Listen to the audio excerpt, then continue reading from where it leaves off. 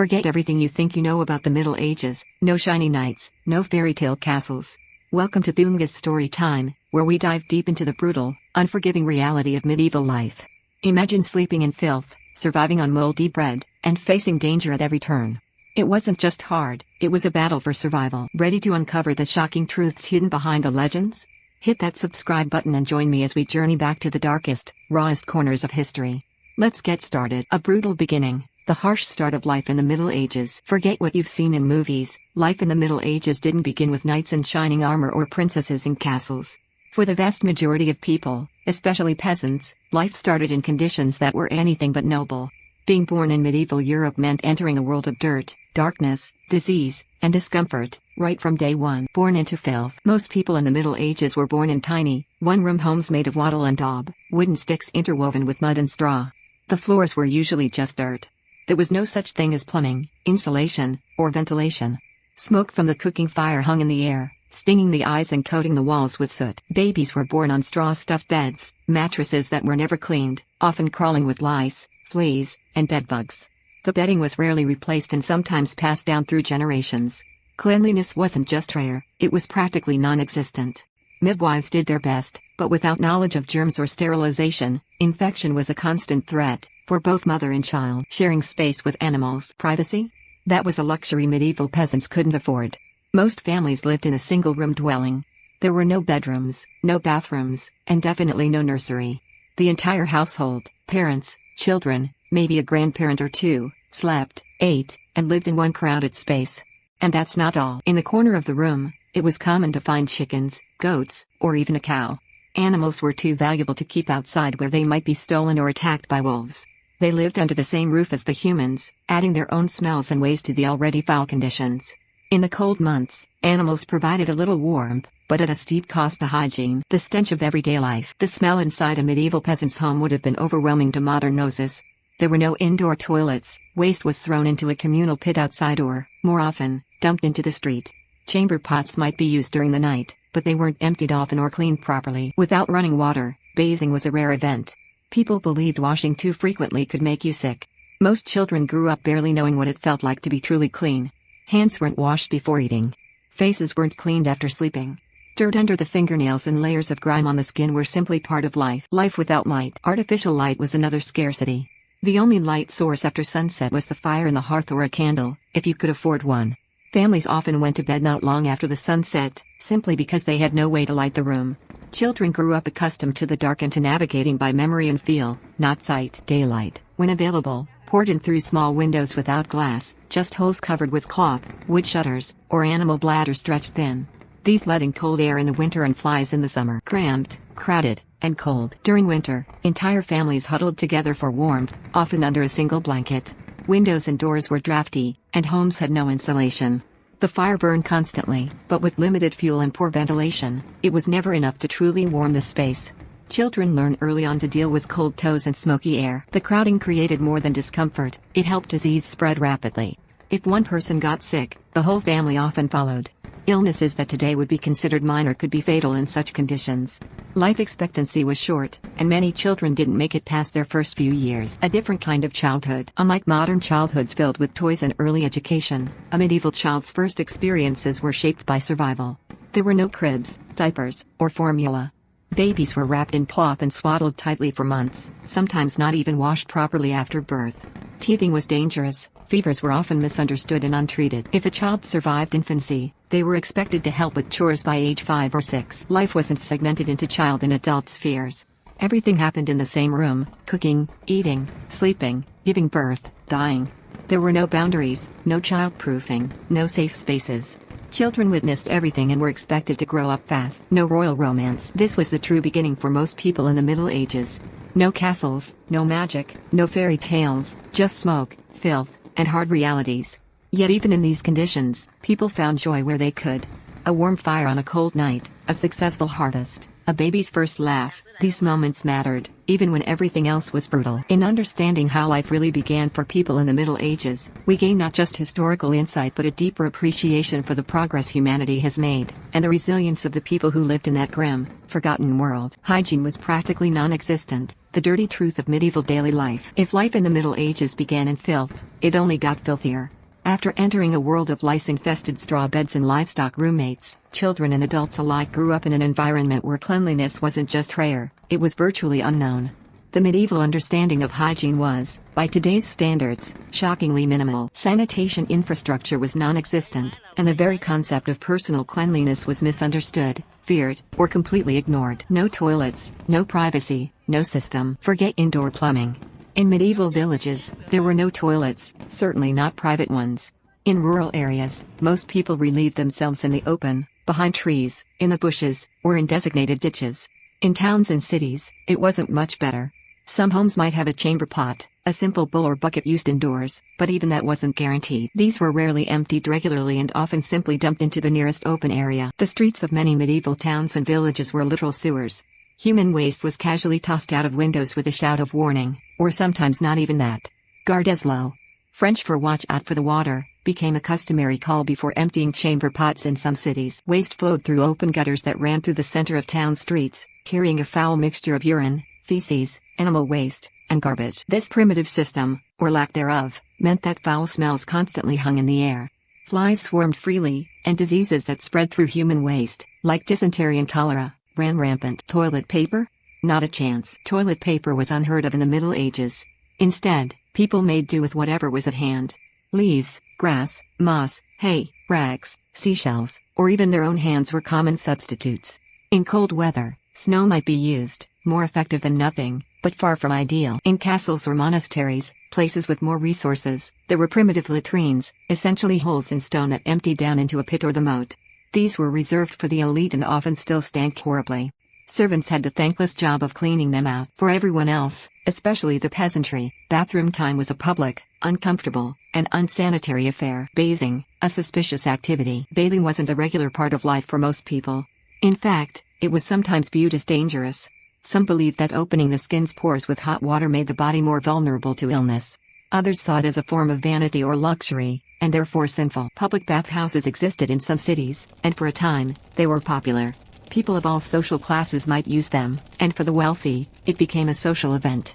But over time, especially as diseases like syphilis began to spread and the bathhouses gained a reputation for immoral behavior, the practice declined. By the late Middle Ages, bathing had become infrequent, especially among the lower classes. Most peasants might go months, or even years, without a proper bath. When they did clean themselves, it was often by wiping down with a damp cloth or rinsing hands and faces with water from a bucket. Soap was rare and expensive, often handmade from animal fat and ashes.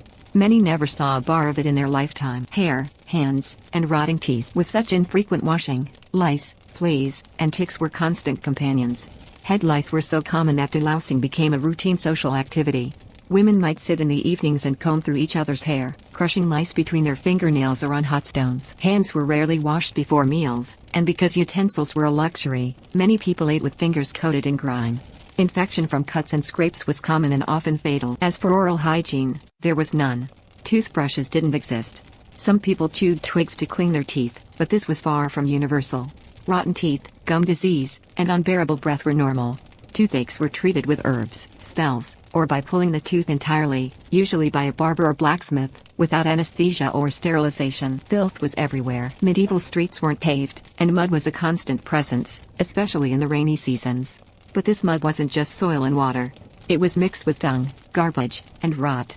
Walking anywhere meant splashing through filth, and shoes, if you had them, were little protection. People often brought this mess straight into their homes. Garbage collection didn't exist. Rotting food, animal bones, and broken tools were thrown into the street or heaped outside the house. Rats and wild dogs fed freely. Disease followed close behind. In towns, the overcrowded conditions only made matters worse. Narrow alleyways trapped the stench. Fresh air was a luxury. Pigs roamed freely, rooting through piles of trash and human waste.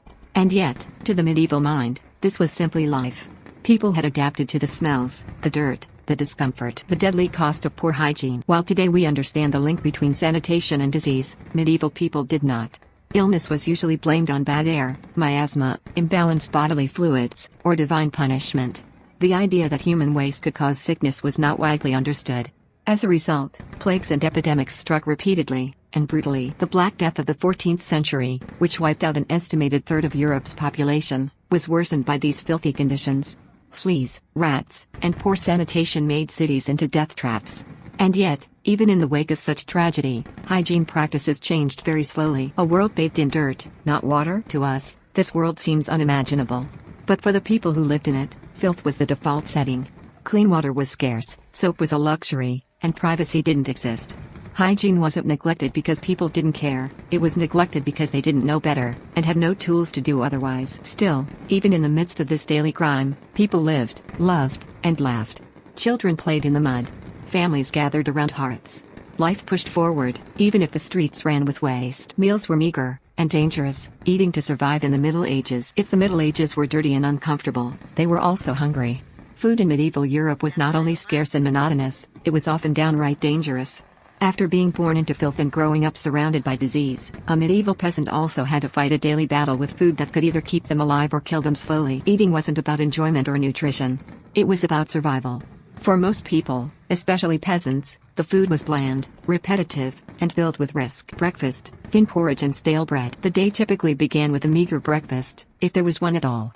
The most common morning meal was a bowl of pottage, a thin gruel made from boiled water, old grain, and whatever vegetables were lying around, often wilted or bruised. There was no sugar, no butter, no cream, just hot, gray mush. It filled the stomach but didn't offer much energy. Bread was a staple of the medieval diet, but it was nothing like the soft loaves found in modern bakeries. Medieval bread was hard, coarse, and often stale. To make their limited supply of grain last, bakers sometimes mixed in cheaper fillers like ground beans, bark, or even sawdust, a practice that could cause digestive problems, malnutrition, or worse. The poor often received what was called horse bread, a dense, barely edible loaf made with whatever was available. The water was worse than the food. Drinking water in medieval towns and villages was almost always unsafe. There were no water treatment systems. Wells were often shallow and contaminated by nearby cesspits, garbage heaps, or human waste dumped in the streets. Streams and rivers doubled as sewers. To avoid illness from drinking water, even children drank weak beer, called small beer, throughout the day. It was very low in alcohol, 1 to 2%, just enough to kill off some bacteria, and made safer than water. It didn't get you drunk, but it was often the only liquid option that wouldn't lead to dysentery or worse. Wine was another alternative, but it was expensive and reserved for the wealthy or religious institutions. Milk was available only during certain seasons and spoiled quickly without refrigeration. Dinner, reheated mush in questionable additions. The main meal of the day, typically eaten around midday, wasn't much of an upgrade from breakfast. If anything, it was just more pottage, perhaps with a different combination of vegetables or, on rare occasions, a scrap of meat or fish. Protein was hard to come by, and meat was a luxury for peasants. If an animal died of illness, some might still eat it, despite the risk of sickness. Spices were rare and expensive. Salt was used to preserve meats, but its scarcity made it valuable enough to be used in trade. Most food was bland and overcooked, not out of culinary habit, but to kill bacteria and stretch it farther. Leftovers were common, not by choice but out of necessity. Meals were often reheated multiple times, sitting out for hours or days in the open air. With no refrigeration, spoilage was constant. Eating off food was just a reality. People built up tolerance, or they didn't. Food poisoning was frequent, and gastrointestinal issues were part of daily life. Spoilage and contamination were the norm. Rotten food wasn't always easy to avoid. The preservation methods available were limited: drying, salting, smoking, or pickling. All were labor-intensive and not always effective, especially in damp or warm climates. As a result, most food didn't last long. Meat and fish could turn foul within hours, and often did. Bread, too, was not safe. Rye, a common grain, was sometimes infected with ergot, a toxic fungus that could cause hallucinations, convulsions, and even death. Some historians believe ergot poisoning may have contributed to strange outbreaks of dancing plagues and madness in medieval Europe. Eating in the Middle Ages meant constantly gambling with what was on your plate. Hunger often outweighed fear. The stomach groaned louder than caution. The illusion of the feast. When people think of medieval meals, they often imagine grand feasts with whole roasted pigs, overflowing platters, and goblets of wine. Those scenes belonged to kings, nobles, and clergy, a tiny fraction of the population. Even the better-off townspeople lived off a repetitive diet of bread, onions, leeks, cabbage, beans, and turnips. Fruit was available in the right seasons, but fresh produce spoiled quickly. Peasants often foraged for wild herbs, roots, and berries, but even this could be dangerous, as many plants were toxic and mistaken for edible ones. Occasionally, peasants might supplement their diets with game meat, like rabbits, birds, or deer. But hunting on noble lands was illegal, and getting caught could result in harsh punishment, or death. This left people to trap small animals or fish in secret, constantly risking their safety just to add flavor to their bowls. The danger didn't end in the kitchen. Food safety was further compromised by poor cooking environments. Most homes had only a single hearth in the center of the room. Fires were difficult to control, and smoke often filled the entire house. Cooking pots were made of iron or clay, heavy, fragile, and not always clean. Rats and insects were everywhere. Dishes weren't washed properly, and leftovers might be stored on the floor or hanging from the rafters. Cutlery was a rarity. Many people used their fingers, sharing bowls, mugs, and knives. Cross-contamination was a guarantee. Illness spread not just from the food, but from the hands, utensils, and dishes around it. Food, a constant struggle. Eating wasn't just a necessity, it was an effort, a burden, and a risk. Malnutrition was rampant. Many peasants were chronically underfed, their bodies worn thin from hard labor and poor diet. Children often grew up stunted, and mothers struggled to produce enough milk for their infants. Bones were brittle, teeth fell out early, and immune systems were weak. And yet, people found joy where they could. A handful of nuts, a ripe apple in season, a lucky day with fresh eggs or a neighbor's shared stew, these were the small blessings that made medieval life bearable. Clothing and skin diseases, what you wore could make you sick. If the food could poison you and the water could kill you, then your clothes might slowly drive you insane. In the Middle Ages, what you wore wasn't about style, it was about survival. But survival didn't mean comfort. For most people, clothing was a source of daily misery, bringing constant discomfort, relentless itching, and dangerous skin conditions. One outfit to last a lifetime. For peasants and laborers, the vast majority of the population, clothing was not a rotating wardrobe. Most people owned only 1 or 2 sets of clothes in their entire lives. A single tunic, a coarse dress, maybe a cloak if they were lucky. These garments were made from rough wool or homespun linen, thick and scratchy, poorly dyed, and barely shaped to fit. There was no closet to choose from in the morning. You simply wore the same thing every day, often for weeks or even months without washing. Clothes were taken off only for bathing, if bathing ever happened, or for patching when they were so threadbare they couldn't cover you decently anymore. Wool, warm, itchy, and irritating. Wool was the primary fabric for everyday wear. It was durable, warm, and widely available, but also heavy and itchy. Processing wool was a manual, labor-intensive task. It wasn't softened with chemical treatments or brushed with conditioners like modern textiles. The result was clothing that chafed the skin, especially when worn in layers or rubbed raw by belts and tools. In the summer, wool made you sweat. In the winter, it absorbed moisture and held it close to your body. Either way, it created the perfect breeding ground for rashes, fungal infections, and sores. Linen, when available, was preferred for underclothes.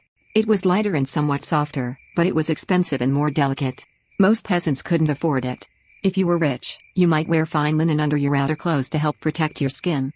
If you were poor, you wore what you had, and it hurt. Rarely washed, always dirty. Laundry was a luxury. Washing clothes was laborious, time-consuming, and involved hauling water, boiling it, and using harsh, lye-based soaps, if any were available at all. Most villagers simply didn't wash their clothes regularly. Garments became embedded with sweat, oil, mud, feces, and food. They grew stiff with grime and cracked at the seams. The result was a fabric that harbored bacteria, parasites, and disease. Skin ailments were rampant. Itching was constant. Scabs, boils, and ulcers formed under seams and folds. Children cried themselves to sleep scratching raw patches. Adults simply endured. Laundering was done a few times a year, often before major religious holidays or village festivals. For most of the time in between, people simply brushed off the dirt or let the rain do the work. Infestation, fleas, lice, and mites. In medieval Europe, lice weren't just common, they were expected. Everyone had them. Rich or poor, clean or filthy, it didn't matter. Lice burrowed into scalps and seams, laid eggs, and caused intense itching.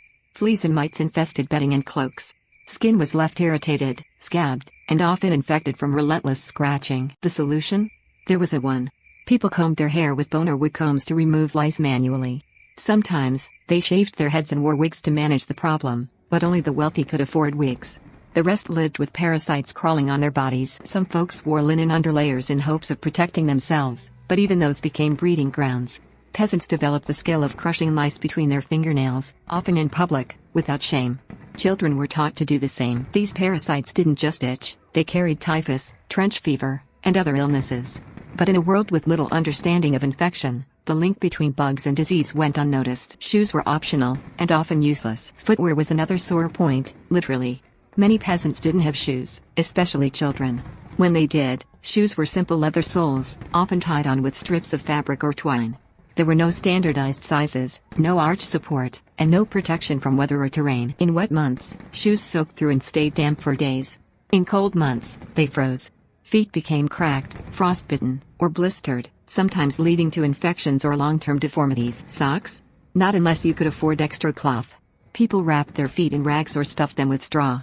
Again, survival, not comfort, was the goal. Skin disease as a way of life. With poor hygiene, itchy clothes, and parasitic infestations, skin disease was a constant companion.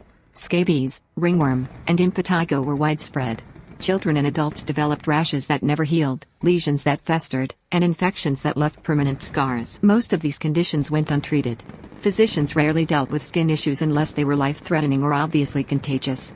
Remedies were usually herbal, poultices made of garlic, onion, honey, or ash. Some people believed skin diseases were punishments from God or signs of moral failing. Superstition mixed with ignorance, and treatments often did more harm than good. Clothing as a social marker. Clothing also marked your place in the social hierarchy. The nobility wore layers of silk, fur, and fine dyed wool, often regulated by sumptuary laws that restricted what peasants could wear. A peasant seen in bright blue or scarlet cloth could be fined, or worse. These laws ensured that social classes were visually distinct, even if the rich occasionally itched under their layers of brocade and fur. But for the common folk, there was no pretense. Their clothes were their chains, heavy, itchy, worn thin, and constantly reminding them of their place in the world. No dental care to speak of, a mouthful of misery. By now, you've been cold, itchy, hungry, and surrounded by filth. But there's another kind of medieval agony that crept in quietly, built up over time, and often ended in screams: life without dental care. In the Middle Ages, oral hygiene was not a concept. It wasn't neglected, it simply didn't exist. No toothbrush, no toothpaste, no relief. There were no toothbrushes, no toothpaste, no floss, nothing resembling a dentist's chair. If you were lucky, maybe you chewed on a twig to freshen your breath or rubbed your teeth with a cloth dipped in ashes or salt water. But these were rare practices, and they did little to prevent the slow, painful deterioration of your mouth. Most people never cleaned their teeth in any meaningful way. The result? By the time they were in their 20s or 30s, tooth decay was rampant, gums were swollen and bleeding, and breath was unbearable. You didn't need to be up close to someone to smell their rotting teeth, you could often smell them coming. And since diets were heavy in coarse bread, dried fruits, and occasionally honey, sugar and starch clung to teeth, feeding bacteria and speeding decay. Combine this with the lack of brushing, and mouths quickly became breeding grounds for infection. Gum disease, a common curse. Swollen, inflamed gums were a way of life. Gingivitis was more common than not. Many suffered from periodontal disease, a chronic infection of the gums and bones that hold teeth in place. Gums would recede, teeth would loosen, and eventually fall out or break off, sometimes while eating. When this happened, you kept eating anyway. You had no choice. Missing teeth meant chewing with your gums, a painful and bloody process, especially with the hard, coarse bread that made up the bulk of the medieval diet. Sores developed in the mouth, some of which became infected or ulcerated, and there were no antibiotics to stop the spread. Toothaches, a constant, unavoidable pain. One of the most dreaded pains in medieval life was the toothache. Not the dull, annoying ache of a modern cavity, but the sharp, throbbing, soul-crushing pain of an abscessed tooth. Infections would burrow deep into the jaw, causing swelling, fever, and delirium. There was no end in sight, no root canals, no fillings, no antiseptics. You suffered for days, even weeks, until the pain either faded, the tooth fell out, or you died from the infection. These infections could become systemic. Cases of sepsis or face rot were not uncommon. Pus-filled cysts could disfigure the face or travel to the brain.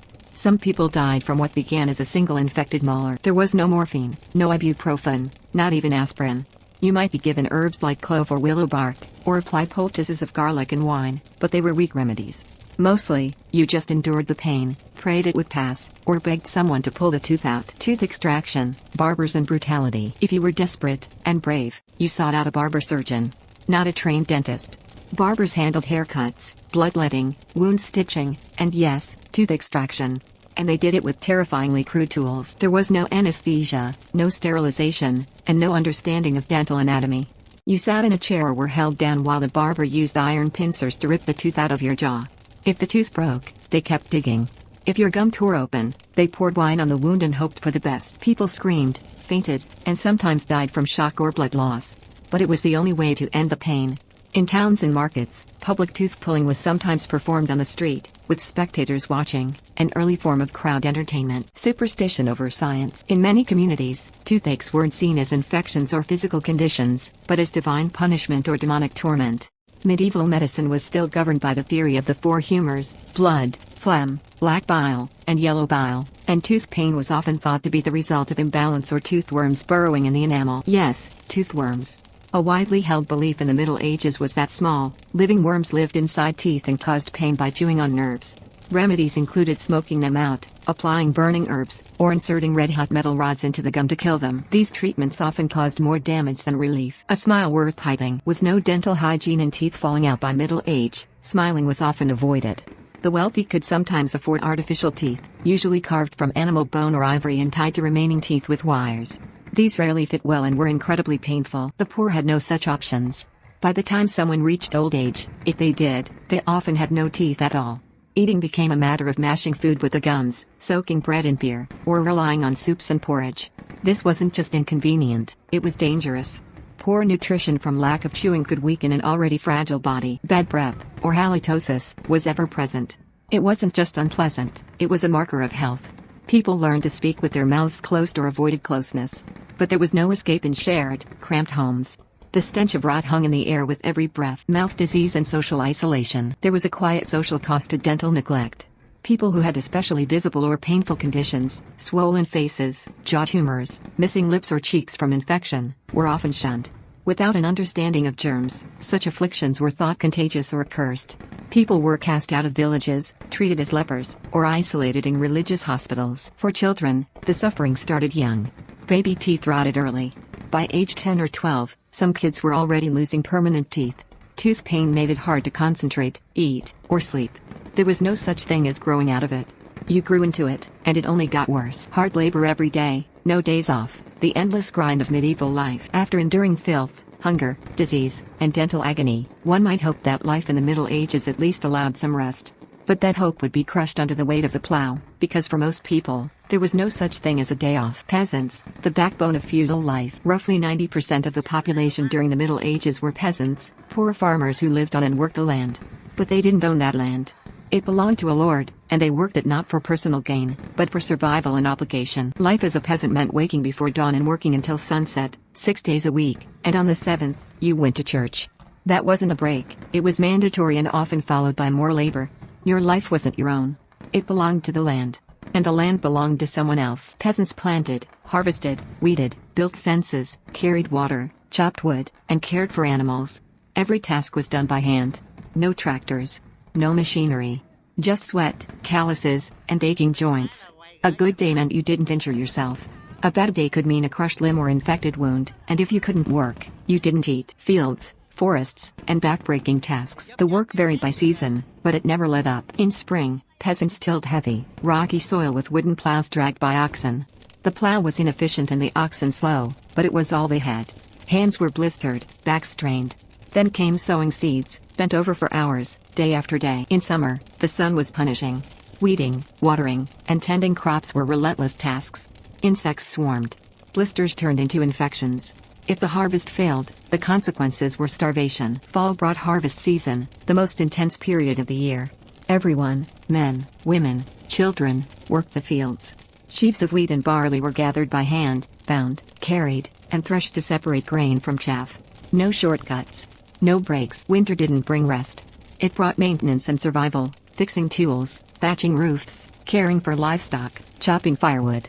Snow and ice didn't stop the work. You trudged through frozen mud because life demanded it. And when the ground froze and food grew scarce, you lived off dwindling stores of grain, root vegetables, and hope. Women, double burden, half the recognition. Medieval women did not live easier lives, they often worked harder. Women were expected to labor in the fields beside the men, sowing, reaping, carrying. Then they were expected to run the household, cook every meal, spin wool, weave cloth, patch clothing, draw water, care for animals, and raise multiple children in cramped, unsanitary homes. Laundry was an ordeal that took hours, scrubbing cloth in freezing rivers with lye soap that burned the skin. Cooking was done over open fires, often with limited ingredients and utensils. If something broke, women fixed it. If someone got sick, women nursed them, no matter how exhausted they already were. Pregnancy didn't mean rest. A woman might go into labor after a full day's work and return to chores within days. There was no maternity leave. No midwives for the poor. Childbirth was dangerous and often deadly, but it didn't stop the demands of the farm or family. Children, laborers in training. Childhood, as we think of it today, simply didn't exist. By the age of 5 or 6, children were expected to contribute to the household. Little boys helped tend animals, gathered firewood, and ran errands. Girls learned to cook, sew, and care for siblings. By 10 or 12, most were performing full adult labor in the fields. Education? Only the very wealthy received any formal schooling. For peasants, learning came from watching, doing, and enduring. Boys might learn to plow. Girls learned to spin and bake. If you didn't work, you were seen as a burden, even at 8 years old. Work was dangerous for children. Injuries from farm tools, bites from animals, and even accidental drownings were common. But these accidents didn't stop the cycle. Families needed every able body, no matter how small. Feudal obligations, taxes paid in sweat. As if backbreaking labor wasn't enough, peasants owed taxes and services to the lord. These weren't paid in coins, peasants rarely had money. They were paid in crops, livestock, labor, and obedience. You might have to work several extra days per month on the lord's private land, called the domain, in addition to your own fields. You might be required to repair roads, build fences, or serve in local militias. If a noble or king demanded resources, the lord passed that burden on to you. And let's not forget the church. Peasants owed the church a tithe, typically 1/10 of their harvest. That was non-negotiable. Refusal meant spiritual and social consequences. Sometimes you starved so that the church could feast. Pain was a constant companion. With no real medical care, injuries were part of life. People worked through sprained ankles, infected wounds, broken fingers, and illnesses that would sideline a modern worker for weeks. Joint pain was universal. So was arthritis by age 30. Skin became weathered and cracked from constant exposure. Feet were blistered and frostbitten. No gloves, no boots, no rest. And still, the plow had to be pushed, the crops had to be cut, the animals fed. There were no pensions. No retirement. You worked until your body broke, and then you depended on family or charity to survive. Often, you just didn't survive. No days off, ever. Holidays? They existed, but not in the way we understand. Religious festivals were observed, but that often meant more work, not less. You might walk miles to attend Mass, prepare special food, or perform extra labor as part of religious observance. And Sundays? They weren't truly restful. After hours at church, often standing the whole time, there were still chores to do. Animals needed feeding. Firewood needed chopping. Meals needed cooking. Rest was a luxury for the powerful. For the peasant, there was no such thing as a weekend. Life was a loop of labor, fatigue, and repetition. You didn't live to work. You worked to avoid dying. Extreme weather, no relief. Nature was another master. If medieval peasants hoped for relief from the backbreaking labor, they would not find it in the weather. In fact, Mother Nature was often just as merciless as the feudal lord. The elements weren't just inconvenient, they were life-threatening. With no insulation, no heating systems, and certainly no air conditioning, the weather dictated the rhythm of life. Every season came with its own set of challenges. Comfort was a concept reserved for nobles, if that. For the vast majority of people, weather was simply another cruel master. Houses that barely counted as shelter. Medieval homes were rudimentary at best. For peasants, the typical house was a single-room hut made of wattle and daub, a wooden frame filled with woven sticks and coated in a mixture of clay, mud, and manure. Roofs were thatched with straw, which leaked during heavy rain and attracted rodents and insects. There were no windows with glass, just holes or wooden shutters. Floors were usually dirt, sometimes strewn with straw or rushes that trapped moisture, mold, and waste. Insulation? Not even a concept. The same wind that whipped across the fields at night blew through the cracks in your home. Inside, the only source of warmth was a central hearth, a fire that smoked constantly and left everything coated in soot. There were no chimneys in early medieval homes. The smoke drifted out through holes in the roof, or didn't. Children and elders often choked on the smoke, developing chronic coughs and respiratory issues. In winter, temperatures inside the house could drop below freezing. You slept fully clothed, sometimes even with animals to share body heat. It wasn't uncommon to wake up with frost on your bedding. In summer, that same poorly ventilated space turned into an oven, baking everyone inside. Privacy was non-existent, and comfort was unheard of. Winter, a test of survival. Medieval winters were long, dark, and brutal. With no central heating and limited firewood, staying warm was a daily struggle. Firewood had to be chopped by hand, carried back in bundles, and used sparingly. The poor often burned dried animal dung as a last resort. It stank, but it provided just enough heat to keep fingers from freezing off. Water buckets would freeze overnight, and indoor frostbite was a real risk. Fingers, toes, and ears could become permanently damaged. Children and the elderly were especially vulnerable. If the weather didn't kill you outright, it weakened your body enough for illness to finish the job. Food supplies also dwindled. Root vegetables and grains stored for winter would rot or run out. Hunting was difficult, and starvation was a real danger. You rationed everything, sometimes to the point of eating bark, boiled weeds, or spoiled food. And you still had to work. Farms didn't pause because of the cold. Animals needed feeding. Paths had to be cleared. Water needed hauling from half-frozen streams. You did it all in threadbare wool clothing, soaked leather shoes, and numb hands. There were no coats. No thermal gloves. Just grit in the hope you'd see spring. Summer, from sweat to suffering. If winter was cold death, summer was slow torture. During the hottest months, temperatures soared with no relief in sight. There was no shade in the open fields, no hats to protect you from sunstroke, and no water bottles to keep you hydrated. Your one-room house became a stifling oven. The thick walls and thatched roof trapped heat, turning nights into sweaty, sleepless marathons. Flies and insects swarmed the stagnant air. There was no mosquito netting. No fans.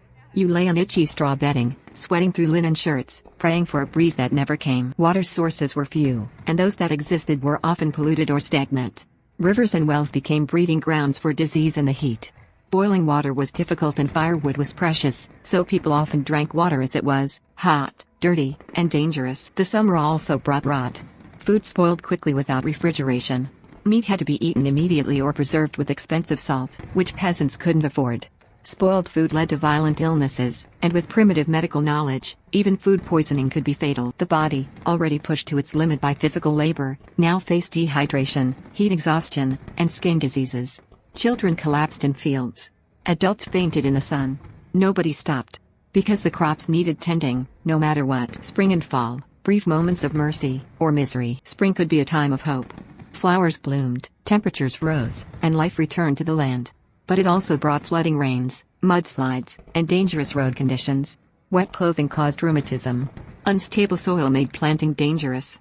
If you slipped and twisted a leg, you didn't rest, you limped through your tasks, praying the injury didn't get worse. Fall was the harvest season, the most exhausting time of year. Cooler air brought relief, but the frantic pace of gathering crops before the first frost left no time to enjoy it. Days grew shorter. Nights grew colder. And all around you, nature hinted that another brutal winter was on the way. No escape, no safety net. There was no emergency shelter. No warming centers. No local authorities handing out blankets or bottled water. If your roof collapsed in a storm, you rebuilt it, or you froze. If your firewood ran out, you scavenged through snow. If the heat made you collapse, you prayed someone would find you in time. Nature didn't discriminate, but poverty made sure the poor suffered most. The wealthy had stone houses, real fireplaces, thick fur cloaks, and access to stored food and drink. Peasants had none of that. For them, every day was a gamble against the elements. And the house you died in? It would go on housing the next family. The same gaps in the wall. The same smoke-filled air. The same frost on the floor. Water, a source of life, and death. In the Middle Ages, water was supposed to be one of the essentials of life, but for most people, it was a gamble. In fact, for peasants living in filth, water was often more dangerous than useful.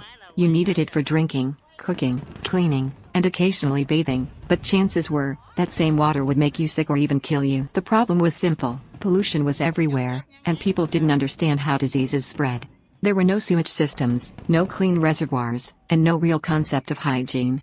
Rivers and streams, the primary sources of water, were constantly contaminated by human and animal waste, rotting garbage, dead animals, and industrial runoff from tanners and blacksmiths. And yet, people drank it. Waste in the water. In medieval villages, there were no public sanitation services.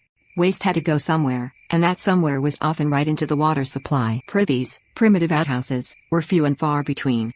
Many peasants relieved themselves in open ditches or directly into the streets. When it rained, that waste washed downhill into nearby streams and rivers, the same ones used to draw drinking water. Even large towns like London or Paris had rivers that doubled as both sewer and source. Additionally, livestock, pigs, cows, goats, chickens, roamed freely in the streets.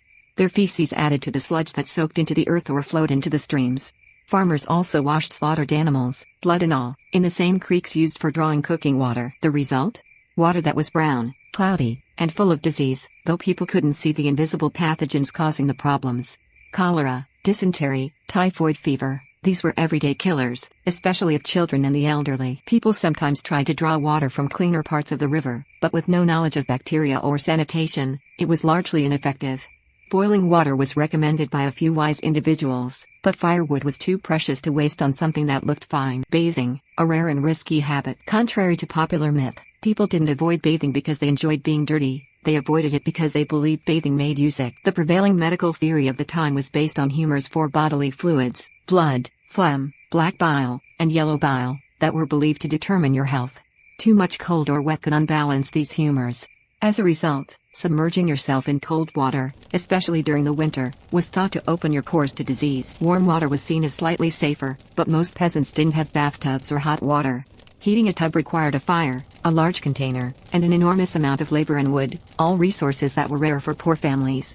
Instead, people wiped themselves down with a damp cloth, if they bothered to clean at all. Public bathhouses did exist in towns, but they were expensive and increasingly frowned upon by religious authorities, who saw them as places of moral corruption and disease. By the later Middle Ages, bathing had become almost taboo, associated with both physical and spiritual risk. As a result, most people bathed just a few times a year, on holidays or weddings, perhaps. The rest of the time, they simply layered on more clothing and perfume if they could afford it. The smell of the average medieval village was overpowering. The illusion of beer as salvation. Because water was so frequently dangerous to drink, even children were given small beer a week, low-alcohol version of beer that was brewed at home. It was considered safer than water because the brewing process involved boiling, which killed off many pathogens. For peasants, beer was both drink and food. It provided calories and a sense of hydration. But brewing took time, effort, and grain, which could be scarce. In desperate times, people returned to the rivers and wells. And they paid for it. When an outbreak of disease swept through a village, no one blamed the water. Instead, they turned to superstition, religion, or scapegoats. Bad air, sin, witches, or divine punishment were common explanations. The idea that an invisible microbe in water could kill you wouldn't take hold until centuries later. The consequences: death by water. Waterborne illnesses were silent, invisible killers. Unlike a sword or a storm, they didn't make noise, but they left trails of grief. A child might drink from a stream on a hot summer day and be dead by nightfall. An adult could feel fine in the morning and collapse with fever and cramps by evening. The poor didn't have doctors. The village healer might offer herbs, prayers, or bloodletting, but there was no cure. Victims often died in agony, dehydrated, delirious, and vomiting. Whole households could be wiped out in a matter of days. Wells, which might seem like safer alternatives, were often just as contaminated. If a village had only one or two wells, all waste from nearby homes and animals would seep down through the soil. Wells weren't deep enough or protected enough to prevent this. The tragedy was that even when people suspected water was dangerous, they had no alternative. Rainwater could be collected, but it quickly went stale. Boiling was rarely practical. And in the end, you had to drink something. So you took your chances and hoped. A world without clean water. To live in the Middle Ages was to live in a constant state of danger from the very things meant to sustain you. You could die from the air, from your food, from the weather, and especially from your water. Clean water was a luxury only the rich could hope for, maybe from a protected spring or a deep, well-kept well. For everyone else, drinking water was a calculated risk, one taken daily and often fatally. Yet people endured. They survived, adapted, and carried on in a world where even a simple glass of water could be your undoing. Medicine in the Middle Ages, a dangerous gamble. By now, it's clear that life in the Middle Ages was brutal, from the lice-infested straw beds and polluted water to the daily back-breaking labor. But perhaps nothing better illustrates the fragility of medieval life than its approach to medicine. When illness struck, and it struck often, most people turned to a mix of superstition, outdated theory, and dangerous practices. Medicine during this period wasn't rooted in science. There were no germs, no antibiotics, no understanding of infection or immunity. What passed for healthcare was a volatile cocktail of ignorance, desperation, and ancient dogma. If you got sick, your odds of survival weren't much better than rolling dice. The theory of the four humors. At the core of medieval medical thinking was a theory inherited from ancient Greece, the four humors. This idea, passed down from Hippocrates and Galen, claimed that the human body was governed by four bodily fluids: blood, phlegm, yellow bile, black bile. Health, they believed, depended on keeping these fluids in perfect balance. If you got sick, the assumption was that one humor had become dominant. The solution? Purge it. Bleed it. Vomit it out. This belief shaped almost every treatment available at the time. Bloodletting, a common cure-all. One of the most widespread, and dangerous, remedies was bloodletting. Whether you had a fever, headache, infection, or even indigestion, there was a good chance a local physician or barber would recommend opening a vein and letting your blood flow. Using knives, scalpels, or even sharp stones, practitioners would slice open the skin to draw blood. The goal was to rebalance the humors by literally draining the excess. No gloves, no antiseptic, no understanding of sterilization. Sometimes, the procedure was done by the local barber surgeon, the same guy who might cut your hair, pull your teeth, and lance a boil. If you were lucky, you just got lightheaded. If not, you'd pass out from blood loss or end up with a serious infection. Children, pregnant women, and the elderly were especially at risk, but nobody was spared. Bloodletting remained popular for centuries, despite its deadly consequences. Leeches and other horrors. If slicing open a vein seemed too messy, some healers turned to leeches, slimy, blood-sucking worms placed on the skin to draw out blood more gently. Leeching was believed to be more precise. Physicians would refer to diagrams showing which part of the body corresponded with which illness, placing leeches on specific veins or organs. Of course, leeches came from dirty ponds, carried bacteria, and sometimes burrowed deeper than expected. Still, the sight of a pale patient covered in writhing black leeches was common in medieval clinics. Purging and vomiting, the internal cleanse. Another approach to healing was purging, inducing vomiting or diarrhea to cleanse the system of excess humors or toxins. This was done using herbs, minerals, or animal parts that acted as emetics, to make you throw up, or laxatives, to make you defecate. These treatments often dehydrated or poisoned patients. Yet, vomiting was seen as a good sign. A patient who doubled over in pain, clutching their stomach, was believed to be on the path to recovery. Some doctors used arsenic, mercury, or lead-based compounds as medicine, not realizing the long-term poisoning effects. Others used powdered bones, dried lizard skins, or crushed insects mixed with wine or honey. If it sounds like witchcraft, it practically was. Surgery without mercy. For serious injuries or infections, such as gangrenous limbs, abscesses, or arrow wounds, surgery was the last resort. But in the Middle Ages, surgery was a nightmare. There were no anesthetics. Patients were fully conscious during amputations or trepanning, drilling a hole in the skull to release evil spirits. The only pain relief might be a wooden stick to bite on and a swig of alcohol. Speed was the only virtue. Surgeons raced to cut and cauterize before the patient went into shock. The instruments were rarely cleaned, and infections often followed. More often than not, patients died from blood loss, gangrene, or sepsis within days. A broken leg or a deep wound was practically a death sentence. The role of religion and superstition. Medicine wasn't just primitive, it was entwined with religious belief and superstition. Many illnesses were thought to be divine punishments for sin, so healing often involved prayers, fasting, or pilgrimages. Monks and nuns ran many of the early hospitals, more like hospices than places of healing. They offered food and shelter but little in the way of treatment. Holy relics were pressed to the skin. Saints were invoked. Some people even submitted to exorcisms, believing they were possessed. Witches and demons were also blamed for sickness. Women with healing knowledge, especially herbalists or midwives, were often accused of witchcraft if their remedies failed or if someone died under their care. Fear and faith guided most medical decisions. The wealthy fared no better. If you think the rich had better access to medicine, think again. Wealthy individuals might afford a physician, but these doctors were often educated in astrology and Greek texts, not science or experience. Doctors would check a patient's urine color, pulse, and horoscope to diagnose an illness. Treatments might be fancier, but not safer. Sometimes wealthy patients underwent multiple rounds of bloodletting or purging because they could afford more care, which often meant a quicker death. Ironically, the poor, who couldn't afford extensive treatment, sometimes had better survival rates simply because they weren't subjected to as much medical torture. A world without real medicine. The reality was harsh. Getting sick in the Middle Ages was a roll of the dice, and more often than not, the dice were loaded against you. No antibiotics. No painkillers. No understanding of bacteria or viruses. No safe surgeries or sterilized tools. And no end to the suffering. People learned to live with chronic pain, deformities, and visible infections. Children died from fevers. Women died in childbirth. Men died from infected wounds. And most accepted it as a normal part of life. In a world where everything from your food to your water could kill you, medicine offered little more than hope, and often not even that. Scarcity and spoilage, the daily fight to eat in the Middle Ages. After examining the dark depths of medieval medicine, we now turn to another fundamental challenge of daily life: eating. If disease didn't kill you, hunger or food poisoning just might. In the Middle Ages, food wasn't just hard to come by, it was often dangerous when you did find it. In a world without refrigeration, food safety was a gamble. And in a rigid feudal society, access to quality meals was often determined not by need but by social class and privilege. For the vast majority of people, especially peasants, every meal was a battle against spoilage, scarcity, and sometimes even toxicity. No refrigerators, no preservation. Without modern preservation methods, most foods had a very short shelf life. Meats and fish, in particular, began to rot within hours or days, depending on the weather. Salt and smoke were the primary means of preserving animal products, but even those methods couldn't prevent spoilage entirely, and salt was expensive. Crops were seasonal. There were no supermarkets stocked year-round. You ate what was grown locally and only when it was in season. A bad harvest meant hunger.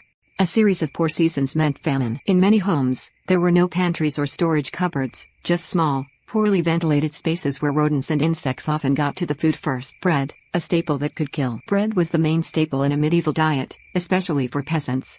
But even bread came with risks.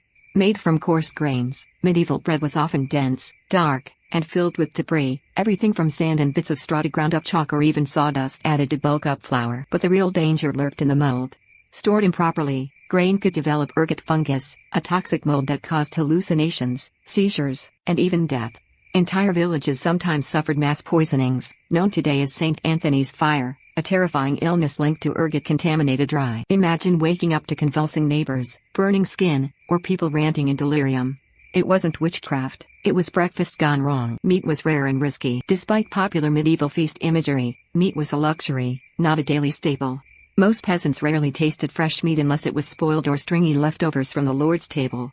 The meat they did get was often from old or diseased animals, salted and dried to last, but still risky. Fish fared no better. Without ice or proper cleaning, it could become putrid fast.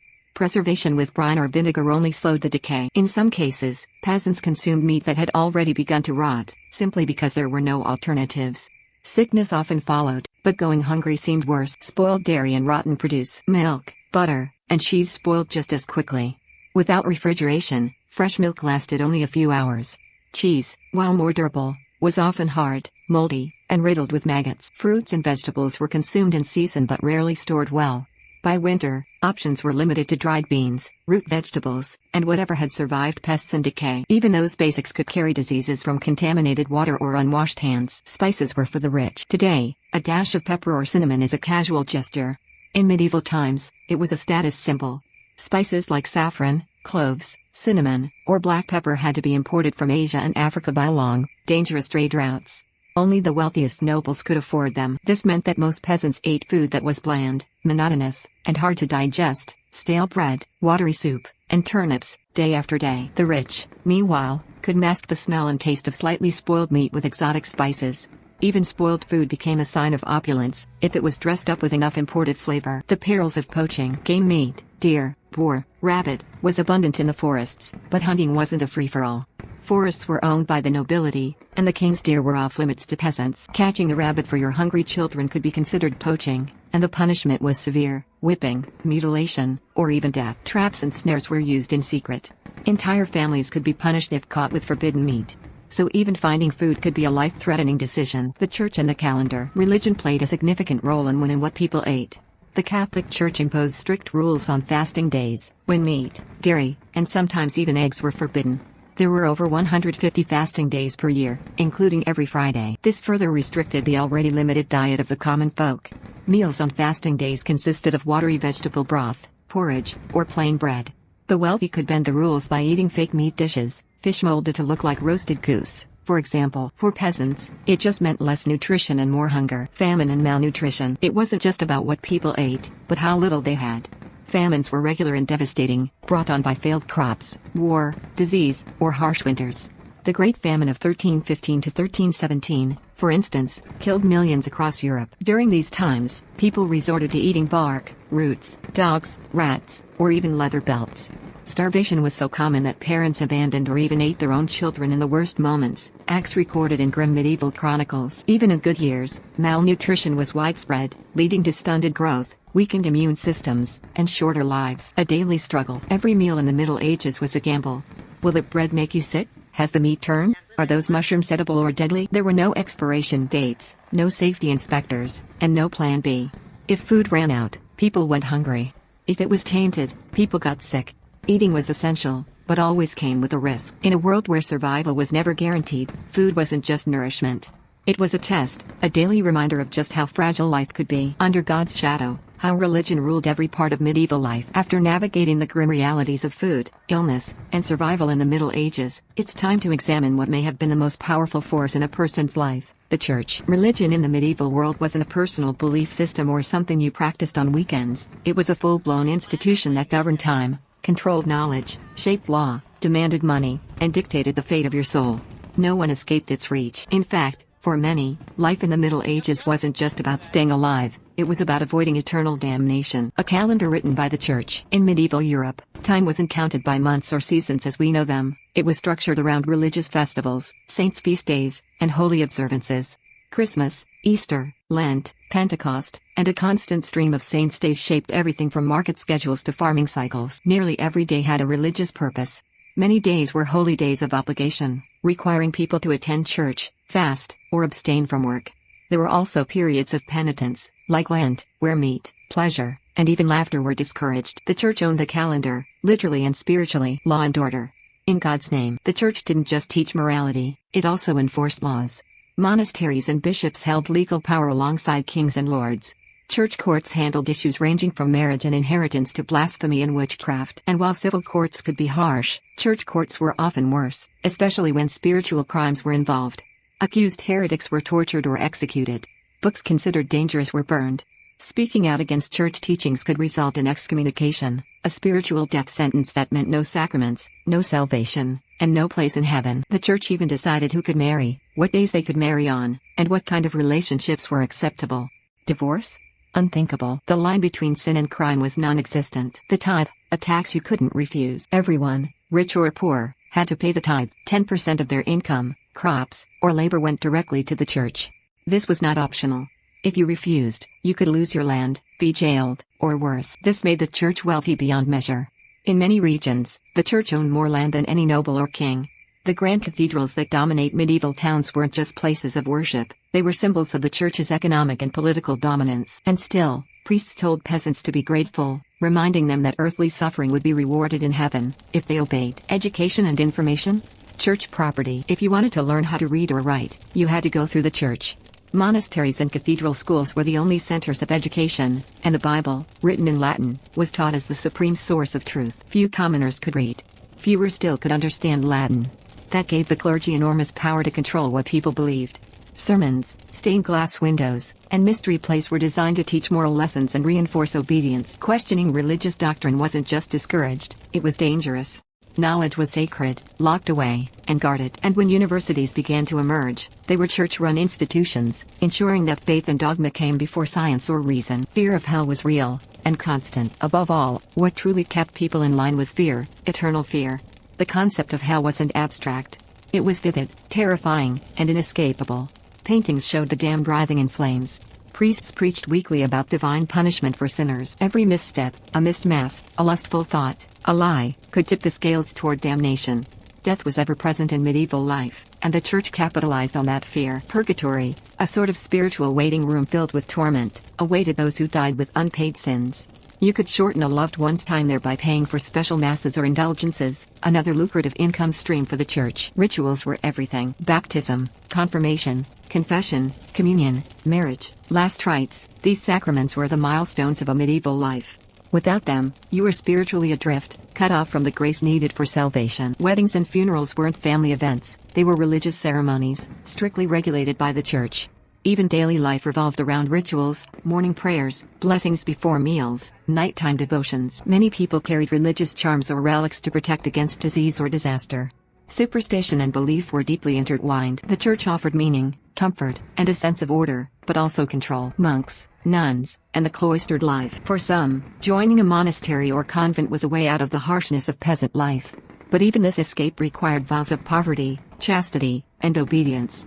Days were rigid. Prayer at dawn, manual labor, study, silence, more prayer. Monks copied manuscripts by hand, preserving ancient texts, but also ensuring that the church controlled the narrative of history, science, and faith. Nuns were often noble-born women who had no marriage prospects.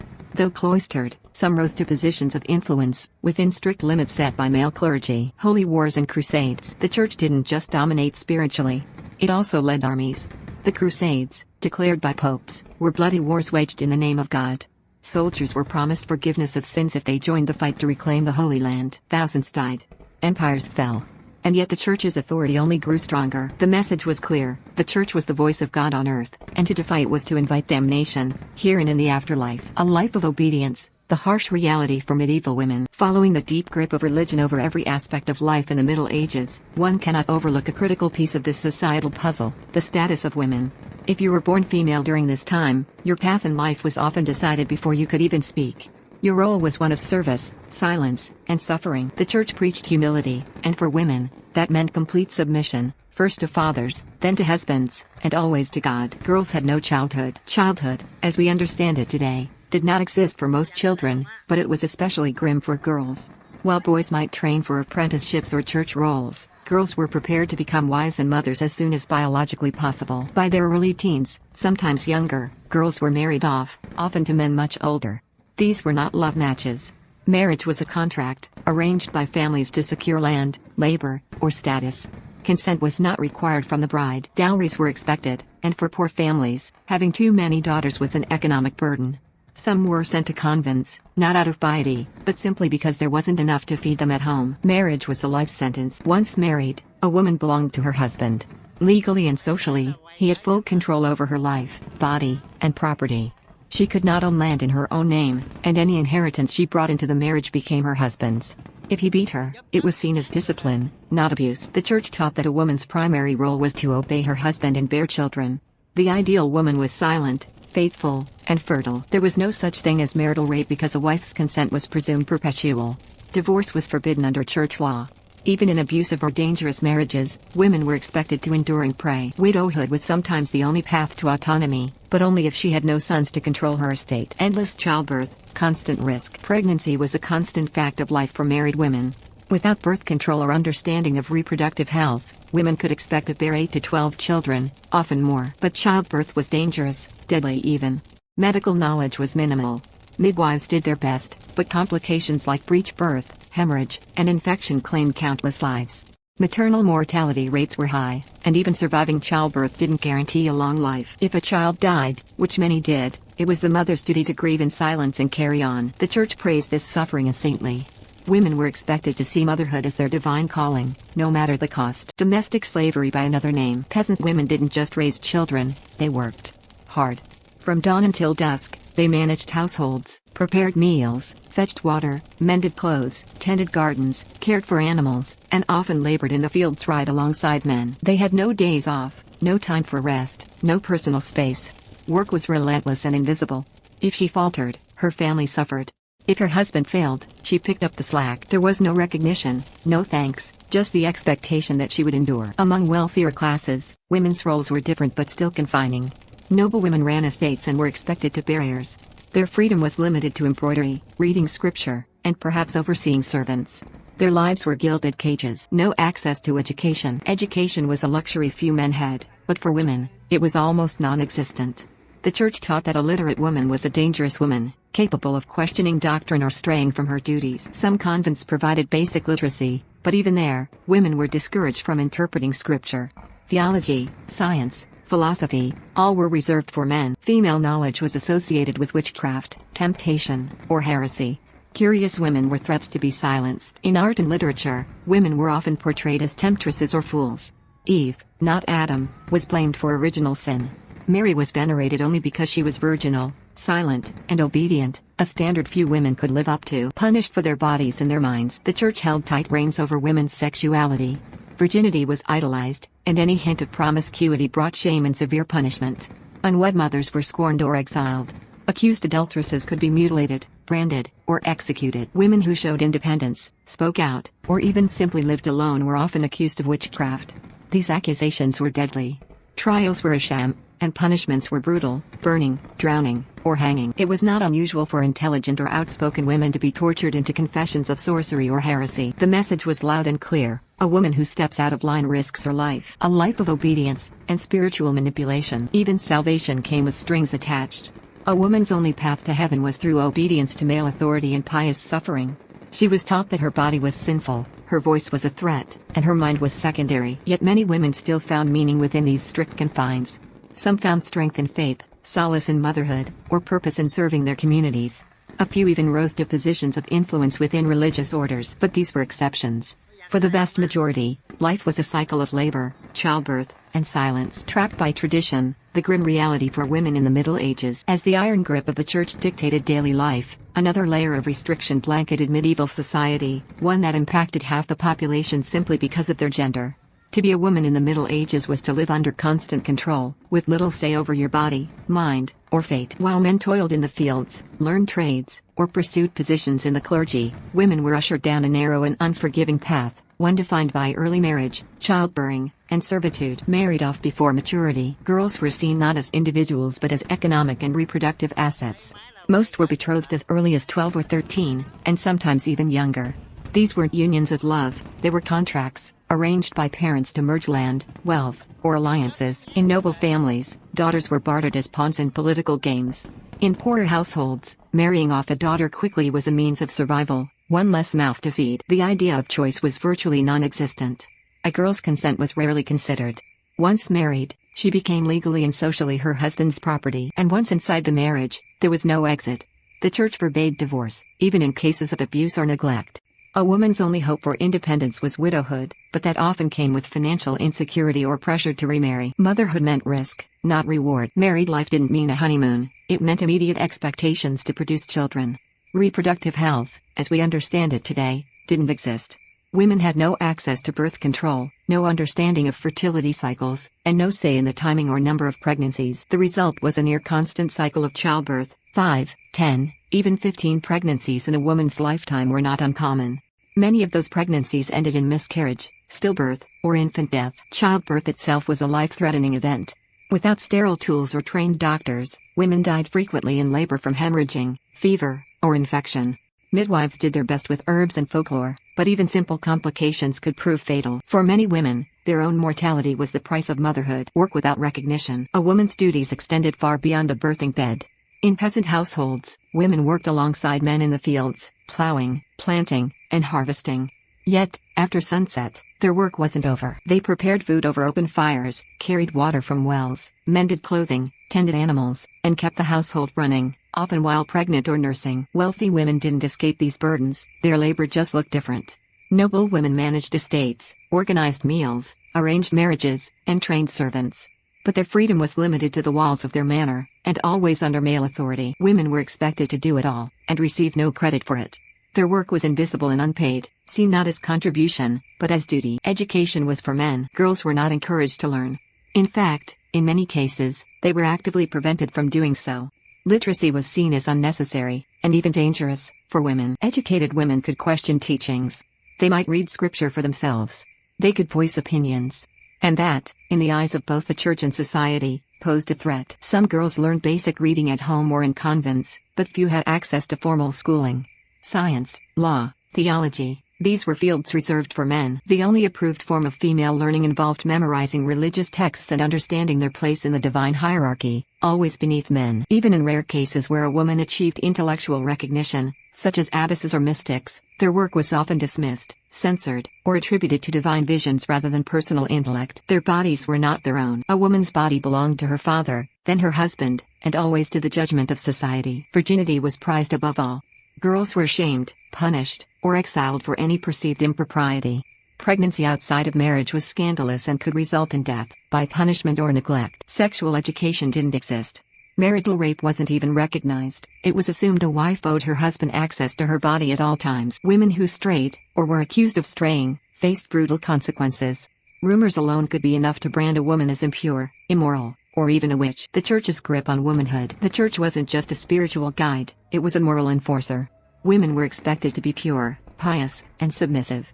The Virgin Mary was held up as the gold standard, silent, obedient, and eternally virtuous. Anything else, independence, intellect, sexuality, was seen as sin. Female suffering was romanticized.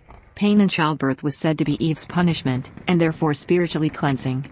A woman who bore her struggles silently was closer to God. Women were told their only path to heaven was through serving men faithfully, suffering graciously, and remaining sexually pure. And if they couldn't, or wouldn't, conform, they were heretics, whores, or witches. The rare exceptions. There were outliers, nuns who rose to lead abbeys, queens who influenced politics, mystics who were revered as saints. But these women were the exception, not the rule. For the vast majority, life was rigid and relentless. From cradle to grave, women were defined by what they could give to others, never what they could achieve themselves. Their value was measured in wombs, obedience, and silence. A world ruled by fear, violence and brutal justice in the Middle Ages. As if poverty, disease, and oppression weren't enough, Daily life in the Middle Ages was also marked by a constant, simmering threat of violence. It lurked behind closed doors, within village walls, and across battlefields. Justice was swift, brutal, and often performed in public as both spectacle and warning. In medieval society, violence was not the exception, it was the norm. Violence in the home. For many people, danger wasn't just outside their doors, it lived within them. The idea of domestic abuse as a punishable offense simply didn't exist. Husbands had near total control over their wives and children, and physical discipline was widely accepted. A man was considered within his rights to strike his wife if she disobeyed or dishonored him. Children, too, were routinely beaten, at home, at school, and even in church.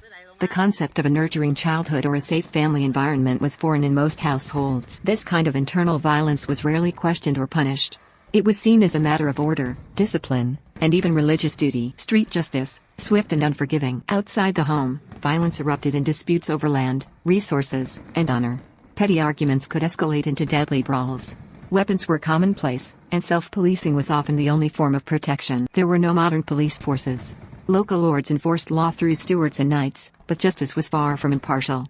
Those with power, wealthy landowners, church officials, could manipulate legal outcomes.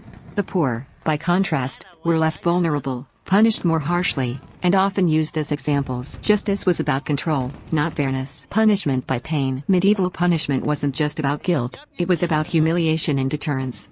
The goal was to make a public example, to stamp out future wrongdoing through fear and suffering. Common punishments included flogging or public whipping, sometimes until skin peeled or blood pooled in the street. Branding, where criminals had letters burned into their flesh to mark their offense, like T for thief or F for forger. The stocks, where offenders were locked by the neck and hands in wooden frames in the town square, vulnerable to insults, filth, and projectiles from passing villagers. Amputation, where a hand, ear, or tongue might be removed as punishment for theft, slander, or blasphemy. And for more serious crimes, real or accused, the outcome could be death. Execution as entertainment. Public executions were not only legal punishments, they were community events, often attended by entire villages. Children, elders, clergy, all gathered to witness the spectacle. The methods were savage and designed to inflict maximum pain. Hanging for thieves and bandits, with slow deaths caused by strangulation. Burning at the stake for heretics, witches, or those accused of blasphemy. Beheading, sometimes botched and requiring multiple strokes. Drawing and quartering, a particularly horrific fate reserved for traitors, where a man was disemboweled while still alive, then pulled apart by horses. These acts weren't hidden in dungeons. They were conducted in public squares, outside churches, in the middle of bustling towns. Children watched. Vendors sold snacks. People cheered or cried. The church often sanctioned these events, reinforcing the idea that punishment was not only legal, it was divinely ordained. Torture, the precursor to truth. Torture was used to extract confessions, punish suspects, or simply terrorize communities into obedience. The devices were monstrous in their design and use. The rack stretched limbs until joints dislocated. The Iron Maiden enclosed victims in a coffin-like chamber lined with spikes. The thumbscrew crushed bones slowly. The pear of anguish was inserted into the mouth or other body cavities and expanded until tissue tore. Torture wasn't about evidence, it was about dominance. Victims confessed to crimes they never committed just to make the pain stop. This was the justice system, guilty until proven otherwise, and even then, perhaps still condemned. Constant war and conflict. Beyond local brutality, entire regions were gripped by intermittent war. Feudal lords raised armies to settle land disputes. Kings launched invasions for power and pride. The church waged crusades, sending thousands to their deaths in foreign lands. Men were conscripted, willingly or not, and marched to battle. Villages were raided, crops burned, and innocents slaughtered. War wasn't just between soldiers, civilians bore the brunt of the suffering. Even after the fighting ended, returning soldiers brought disease, trauma, and poverty back home. Peace was not a norm. It was a pause between bloodshed. Justice was not blind, it was cruel. The medieval legal system did not treat all people equally. Wealth, title, and clerical status could shield wrongdoers from punishment, while the poor and powerless were punished harshly for even minor offenses. Women were especially vulnerable. A man's word outweighed a woman's, and accusations of witchcraft, adultery, or defiance could quickly become death sentences. In short, justice was a tool for the powerful and a nightmare for the weak. Life was short, and death was always nearby. By now, it should be clear, the Middle Ages were anything but romantic. Forget the fairy tale castles and noble knights of modern imagination. The truth was far more sobering, and nowhere was that more evident than in the stark reality of how short and fragile life truly was. Death was not a distant concept. It was a daily companion, a shadow that loomed over every cradle, every field, every cough in the night. For the average person in the medieval world, life expectancy hovered around just 30 to 40 years, and many never made it that far. A grim start, childhood on the brink. The road to adulthood was already steep and uncertain at birth. Infant mortality was devastating. It's estimated that 1 in 3 babies never saw their first birthday, and many more died before they could walk or speak. Childbirth itself was dangerous, for both the baby and the mother. There were no hospitals, no trained doctors, and no sterile tools. Midwives did what they could, but complications during labor were often fatal. For many women, giving life meant risking their own. Even if a child survived birth, danger still lurked everywhere. Illness swept through homes like wildfire, claiming the young and weak first. A simple fever could turn deadly in hours. Diarrhea, untreated infections, or malnutrition were death sentences without warning. Parents often gave their newborns the names of deceased siblings, not as a tribute, but because they expected loss to come again. A race against time. If a child made it past the precarious early years, life didn't get easier, it simply got shorter. There was no concept of teenage years. Children were put to work as soon as they were physically able. By the age of 6 or 7, they were already performing adult tasks, herding animals, helping in fields, or laboring in workshops. Marriage often came in the mid-teens. Especially for girls, it was not about love or companionship, it was about alliances, survival, and bearing children as early as possible. By the age of 20, most were married. By 25, they likely had several children of their own. And by 30 or 40, they were lucky if they were still alive. Life moved fast not because people wanted it to, but because there simply wasn't time to waste. Disease, hunger, and exhaustion. The reasons for such a short lifespan were brutally clear. Disease was everywhere. With no understanding of germs or hygiene, illness spread rapidly. A single contaminated well could poison an entire village. Plagues, such as the infamous Black Death, could wipe out entire populations within months. There were no vaccines, no antibiotics, no painkillers. A toothache could lead to a fatal infection. A small cut could turn septic. There was no safety net, only prayers and herbs. Hunger was constant. Food was unpredictable, crops failed often, and famine could strike at any time. During the winter months, stores ran low, and starvation claimed lives quietly in the night. Exhaustion wore the body down early. From dawn until dusk, people toiled in back-breaking labor. There were no retirement plans, no sick leave, no respite. The body gave out young because it was worked to death. Mental strain in a world without mercy. The toll wasn't just physical. The emotional and psychological burden of such a life was immense. Losing children, facing violence, fearing punishment, and enduring religious guilt created a mental strain most modern people can scarcely imagine. Depression, grief, and trauma were widespread, but had no names, no treatments. People carried their sorrow silently, believing it to be the will of God or punishment for sin. Hope was hard to hold on to. And joy, when it came, was fleeting. Death was always watching. It didn't matter if you were young or old, rich or poor. Death could come from anywhere. A cough that never went away, a simple fall from a cart, eating spoiled bread, crossing the wrong person, an infected wound, giving birth, drinking the wrong water. There were no hospitals, no emergency services, no miracle cures. The best you could hope for was a quick death, or at least a quiet one. Funerals were not rare events, they were woven into the fabric of life. People buried siblings, spouses, parents, and children with heartbreaking regularity. Grief was constant. Cemeteries overflowed. The presence of death was everywhere, etched into church walls, painted into murals, carved into wood and stone. But still, they lived. And yet, somehow, people lived. They laughed when they could, told stories around fires, sang songs in fields, celebrated harvests, and fell in love. They found meaning in faith, in family, in the rhythm of the seasons. They fought to protect what little they had. They endured because that's what humans do. Even in the harshest circumstances, they find a way forward. And perhaps that's the most honest truth about life in the Middle Ages, not the dirt, or the disease, or the death, but the resilience of those who bore it all and kept going. The myth versus the reality, peeling back the medieval illusion. When most Americans think of the Middle Ages, they often picture glittering suits of armor, majestic stone castles rising above green valleys, and noble knights galloping into battle for honor and love. It's the vision served to us by movies, storybooks, and Renaissance fairs, a romanticized version of a time that, in truth, was far less glorious and far more grim. The real Middle Ages were not an age of shining heroism, they were an era defined by brutality, inequity, and unimaginable hardship. The more you uncover, the clearer it becomes. Those who survived the medieval world did so not with grace or grandeur, but with a deep, enduring resilience that stands as the true legacy of that time. Shattering the fairy tale. Let's start with the knights, the supposed heroes of the age. Far from chivalrous guardians of peace, most knights were enforcers of their lord's will, often violent and ruthless. Warfare wasn't about noble causes, it was about land, power, and survival. and it was frequent. Bloodshed was part of everyday life, and peace was always temporary. As for castles, only the ultra-wealthy elite had access to those fortified homes. The vast majority of people, peasants, laborers, serfs, lived in mud huts or basic wooden dwellings shared with livestock. Their roofs leaked, their walls were thin, and hygiene was non-existent. Those fairy tale castles? They may have towered over the people, but they weren't built for them. The myth of courtly love and honor? That was mostly a literary invention, dreamed up by aristocrats and poets. Real life was governed by harsh systems, feudal laws, church rules, and patriarchal traditions that left no room for idealism. Women were property. Children were labor. Dissent meant punishment. Brutal truths of daily existence. The previous chapters of this story have revealed the full scope of medieval hardship.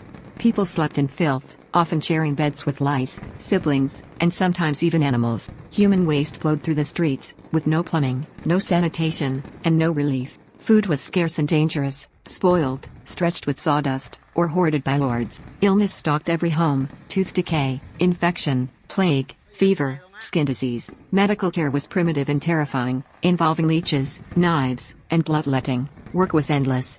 From dawn to dusk, adults and children toiled on land they didn't own. Weather extremes punished them with no insulation in winter or reprieve in summer. Water sources were polluted, disease-ridden, and rarely trusted. Religion dominated every decision, demanding obedience, taxes, and fear. Justice was brutal, often fatal, and public executions were considered entertainment. And through it all, life was short. Most people didn't make it past 40. These weren't brief difficulties. They were permanent features of everyday life, challenges the average person could never escape. Yet, they endured. And yet, despite this crushing reality, something remarkable happened. They lived. They endured. They kept going. They sang songs while working in the fields. They told stories beside the hearth, even if the wood was damp and the room was cold. They fell in love, awkwardly, imperfectly, and often without choice. They raised children despite the odds. They mourned, remembered, prayed, and laughed. The human spirit, tested to its limits, proved unbreakable. In a world that offered so little, people still found meaning, in their faith, in their families, in seasonal festivals and fleeting joys. They developed traditions that shaped future generations, laying the groundwork for art, literature, law, and science. Their resilience is why we're here. The Middle Ages weren't noble or glamorous. They were, at best, a brutal test of survival. But that survival wasn't meaningless. It revealed something profound about who we are as a species, our ability to adapt, endure, and find purpose, even in the bleakest of times. Why the myth persists. So why do we cling to the fantasy? Perhaps because reality is too harsh to romanticize. It's easier to imagine ourselves as royalty than as a plague-stricken peasant. It's easier to tell stories of knights than of midwives who buried their sixth child. The myth comforts us. It entertains us. But it also erases the real people, the ones who bore the weight of that time. We owe them something better. We owe them the truth. Reclaiming the true story. This series has attempted to peel back that myth and shine a light on what life in the Middle Ages really looked like, from birth to death, through hunger, sickness, labor, faith, and survival. It's not a tale of heroes and dragons. It's a human story, raw, painful, and profoundly moving. To study the Middle Ages honestly is not to be disillusioned, it is to be deeply humbled. The fact that so many endured such conditions, generation after generation, is a testament to what humans are capable of withstanding. They were not fairy tale characters. They were real, breathing, struggling people who fought to stay alive. And in their struggle, we find a reflection of our own capacity for resilience, even in a modern world that offers far more comfort but still plenty of hardship. If there's a lesson to carry forward, perhaps it's this: survival is not just about staying alive, it's about holding on to dignity, love, and hope in spite of everything. Life in the Middle Ages wasn't a storybook. It was raw, harsh, and full of struggle. But amid all that darkness, the human spirit found a way to shine. If you're fascinated by the real stories behind history's myths, Thunga's Story Time is your place to be. Don't miss out on more deep dives into the past that'll change how you see the world. Hit that subscribe button, ring the bell, and join our community of curious minds. Thanks for watching. Until next time, keep seeking the truth.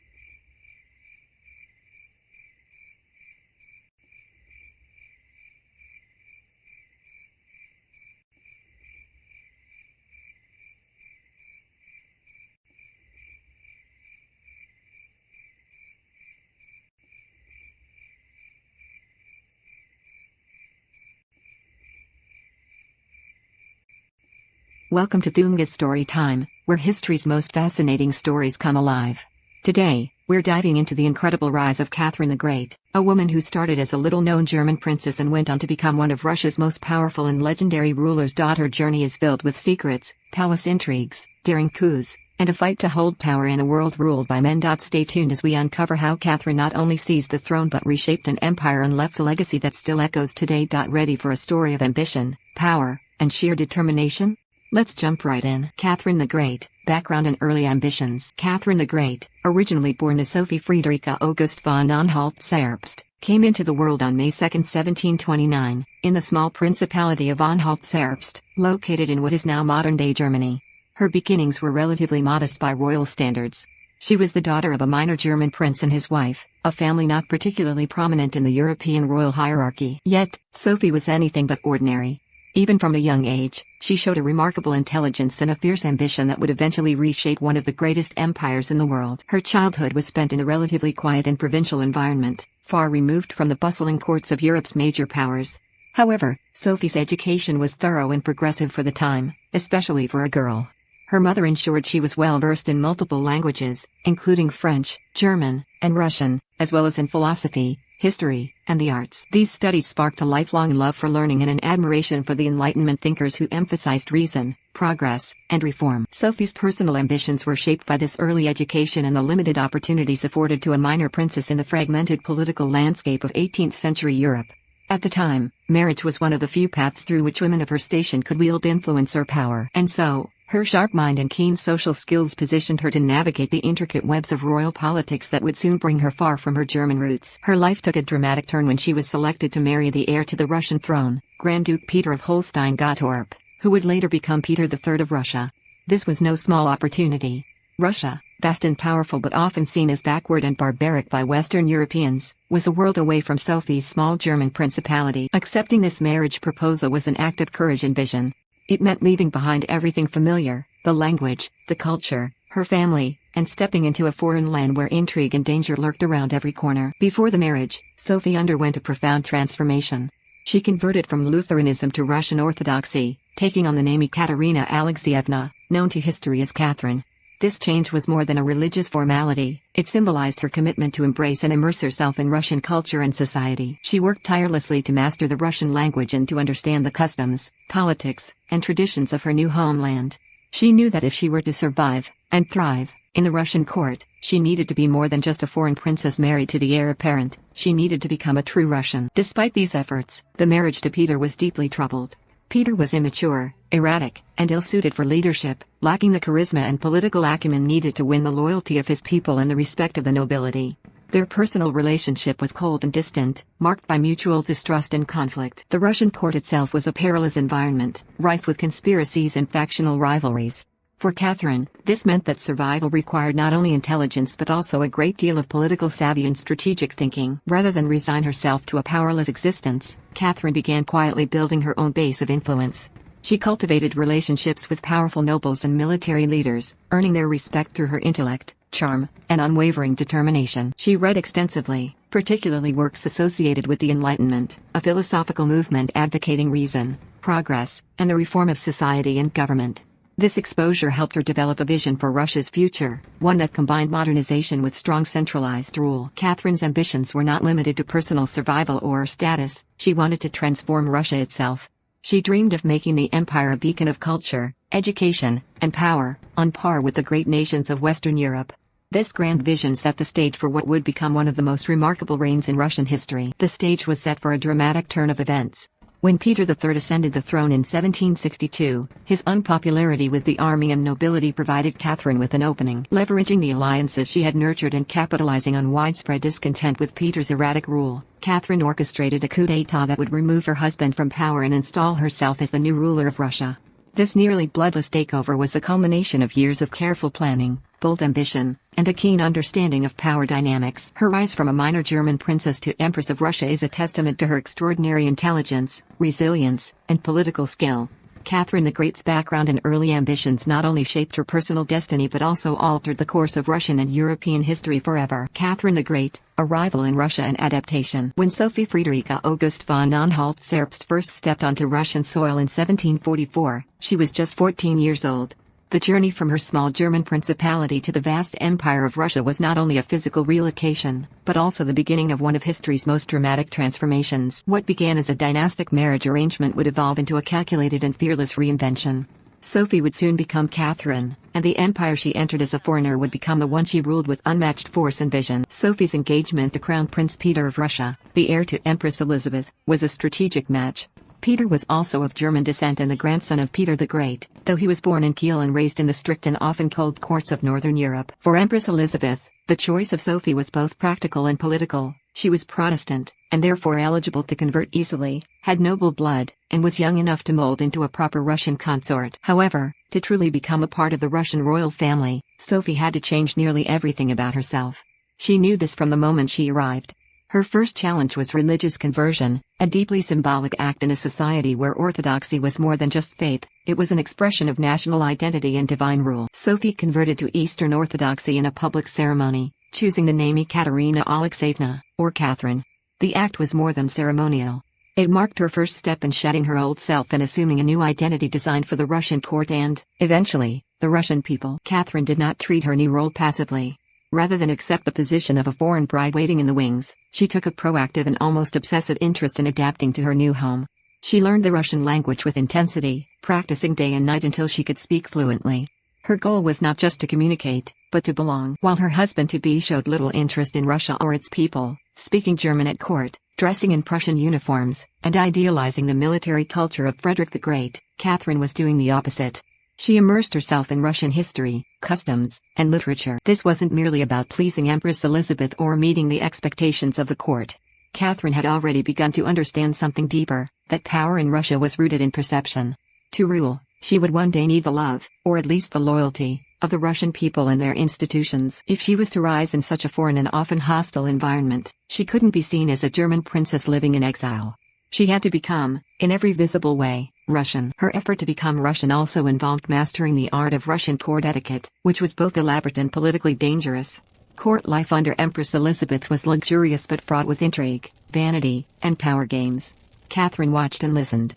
She studied not just languages, but people, their alliances, their ambitions, and their weaknesses. Over time, she gained the respect of courtiers and nobles, many of whom were impressed by her dedication and natural charisma. One of the key figures in her adaptation was Empress Elizabeth herself, a powerful and often temperamental ruler who had seized the throne in a coup and understood better than anyone the cost of ambition in Russia. Elizabeth was notoriously protective of her throne and her nephew Peter, yet she was also impressed by Catherine's intelligence and ability to navigate court life without scandal. The Empress insisted on Catherine's health, education, and appearance being constantly monitored. It was a double-edged sword. Catherine was closely guarded, but she was also being groomed, perhaps unintentionally, for greatness. In contrast, her relationship with her fiancé Peter was cold and awkward from the beginning. Peter was immature, often cruel, and entirely uninterested in his future bride. He idolized Prussia and showed little regard for Russian customs, which made him unpopular with the court and the military. Catherine, ever observant, began to sense that Peter's unpopularity could be an opportunity. While he distanced himself from Russia, she was building a reputation as a dutiful, intelligent, and capable potential consort. Behind the scenes, Catherine was also forming alliances, not through overt power plays, but through conversations, kindness, and quiet political networking. Her personal charm and intellectual curiosity earned her the favor of influential figures, including military leaders, statesmen, and fellow nobles. She wrote later in her memoirs that she often felt alone in Russia, surrounded by rivals and danger, but that solitude only deepened her resolve. She was already planning for a future far beyond that of a mere queen consort. Catherine's adaptation to Russian life was an extraordinary feat. In less than a decade, she went from being an obscure teenager in a foreign country to a woman prepared to take the reins of one of the most complex and powerful nations in the world. She had mastered the language, embraced the faith, understood the culture, and positioned herself as more Russian than many born into nobility. Her transformation was not just political, it was personal. Catherine fell in love with Russia, not blindly, but strategically and emotionally. She believed in its potential. Even though the country she entered was riddled with corruption, inefficiency, and backwardness compared to Western Europe, she saw not decay but opportunity. Russia, in her eyes, was a sleeping giant, and she was determined to be the one to awaken it. What made Catherine's early years in Russia so remarkable wasn't just her ability to adapt, but the clarity of her vision even at a young age. While many young brides would have been content to survive the court and play their ceremonial role, Catherine was already looking beyond the throne room. She was preparing to rule, not as a foreign queen, but as a true Russian empress. Catherine the Great, unhappy marriage and dangerous court. Despite her tireless efforts to adapt and thrive in Russia, Catherine soon found herself trapped in a deeply unhappy marriage that would test her resilience, intelligence, and survival instincts. Her union with Grand Duke Peter, arranged more for dynastic politics than compatibility, was a cold and turbulent affair. While Catherine transformed herself into a model Russian duchess, intelligent, poised, and culturally immersed, Peter remained emotionally stunted and politically tone-deaf. Peter was never meant to be a ruler in the mold of Peter the Great, despite being his grandson. He was immature, erratic, and painfully insecure. Raised in the militaristic and Protestant courts of Prussia, Peter idolized Frederick the Great and openly disdained Russian customs, traditions, and even its people. He preferred to dress in Prussian military uniforms, played with toy soldiers well into adulthood, and showed little interest in affairs of state or his wife. Catherine once wrote that he spent more time with his dolls and his dog than with her. The lack of affection between the two was no secret. Their personalities clashed completely. Catherine was introspective, strategic, and keenly aware of public perception. Peter was childish, impulsive, and socially inept. He mocked Russian orthodoxy, drank excessively, and often humiliated Catherine in public. Their private life was even more dysfunctional. Years passed without consummation, leading to speculation and whispers at court. It was a humiliation for Catherine, but one she would turn to her advantage in time. Worse than the personal humiliation was the atmosphere of constant political danger. The Russian imperial court under Empress Elizabeth was a glittering world of ballrooms and banquets, but beneath the surface it was a battlefield of hidden daggers, rival factions, and shifting alliances. For a foreign-born duchess like Catherine, young, childless, and married to a man rapidly losing favor, every step had to be calculated with precision. Suspicion constantly hovered over her. Some at court never trusted her as a true Russian, viewing her German heritage as a liability, especially during times of tension with Prussia. Her intelligence made her even more threatening. Catherine's habit of reading French Enlightenment thinkers, Voltaire, Montesquieu, and later, Rousseau, raised eyebrows among conservative courtiers. But she didn't stop. She read in secret, often by candlelight, long after everyone else had gone to sleep. These ideas planted the seeds of reform that would one day define her reign. Catherine also began forming quiet relationships outside of her marriage, intellectual, emotional, and eventually romantic. These were not the reckless affairs of an impulsive woman, but the deliberate, often strategic bonds of someone who understood that influence in the Russian court could not come from her title alone. Her most important early ally was Sergei Saltykov, a courtier who not only gave her companionship but also introduced her to powerful members of the nobility. Later, her relationships with figures like Gregory Orlov and eventually Gregory Potemkin would become central to both her personal and political power. Still, danger surrounded her. Catherine lived every day under the shadow of failure. She had no child for many years, an enormous liability in a royal household obsessed with succession. Rumors circulated that Peter might repudiate her and marry someone else. If that happened, Catherine would likely be exiled to a convent, or worse. She knew that her future, her very survival, depended on producing an heir and building alliances of her own. The turning point came in 1754 with the birth of her son, Paul. Although officially recognized as the son of Peter, many believed he was the child of Catherine's lover. Regardless of the truth, the birth secured her place at court, temporarily. The child was immediately taken from her by Empress Elizabeth, who raised Paul herself, allowing Catherine only limited access. It was another cruel twist in a life already shaped by isolation, betrayal, and political calculation. Meanwhile, Peter's behavior grew more erratic. His open admiration of Prussia made him deeply unpopular during the 7 Years' War, when Russia was at war with Frederick the Great. Many nobles and military officers began to look at Catherine, already admired for her poise and intelligence, as a potential alternative. She had no formal power, but she had the one thing that mattered more: credibility. People trusted her judgment, and more importantly, they believed she cared about Russia. Catherine was careful not to act too soon. For years, she lived in a kind of suspended tension, watching, waiting, calculating. She made herself indispensable to key figures in the military, the court, and the Orthodox Church. She spoke to foreign ambassadors, quietly building her diplomatic credibility. She studied Russian history, legal codes, and military strategy. All the while, she wore the mask of the obedient wife and duchess, careful not to give Peter or his allies any reason to strike first. And then, in 1762, her moment arrived. When Empress Elizabeth died in early 1762, Peter ascended the throne as Peter III. Almost immediately, his reign proved catastrophic. He alienated the church, insulted the army, and issued decrees that seemed more Prussian than Russian. His enemies multiplied quickly. Catherine knew that the window to act was narrow and closing fast. Within 6 months of his coronation, Catherine, backed by the imperial guard, key military leaders, and many nobles, executed a nearly bloodless coup d'état. Peter was arrested, forced to abdicate, and soon died under mysterious circumstances while in custody. At age 33, Catherine was declared Empress of Russia. But long before she wore the crown, Catherine had already proven her greatest strength, survival. In a court riddled with enemies, betrayal, and humiliation, she never broke. She never stopped learning, never stopped preparing. She took every slight, every setback, every whispered rumor, and turned them into fuel. Her unhappy marriage and life at court did not crush her. They forged her into one of the most powerful rulers in history. Catherine the Great, preparing to seize power. After years of enduring a loveless marriage and surviving the treacherous intrigues of the Russian court, Catherine understood one fundamental truth: power was not given, it had to be taken. Her husband Peter, now Emperor Peter III, had finally ascended the throne in 1762 following the death of his aunt, Empress Elizabeth. But instead of seizing his moment, Peter squandered it. His reign began with clumsy, tone-deaf decisions that infuriated the very people he needed most: nobles, the military, and the church. For Catherine, it was confirmation of everything she had patiently waited for. While Peter blundered, Catherine moved with quiet precision. Long before Peter took the throne, she had begun laying the groundwork for her own path to power. It was a plan built not on impulse, but on years of observation, alliance building, and careful self-reinvention. From her earliest days at court, Catherine had recognized the key players in Russia's complex political structure: the Guards regiments who held real military power, the influential noble families whose support could legitimize or destroy a ruler, and the church, which gave the crown spiritual authority. She courted each of these groups with subtlety and skill, often behind closed doors, far from the grand ballrooms and public pageantry. She established particularly close ties with the Imperial Guard, the elite military units responsible for the security of the throne.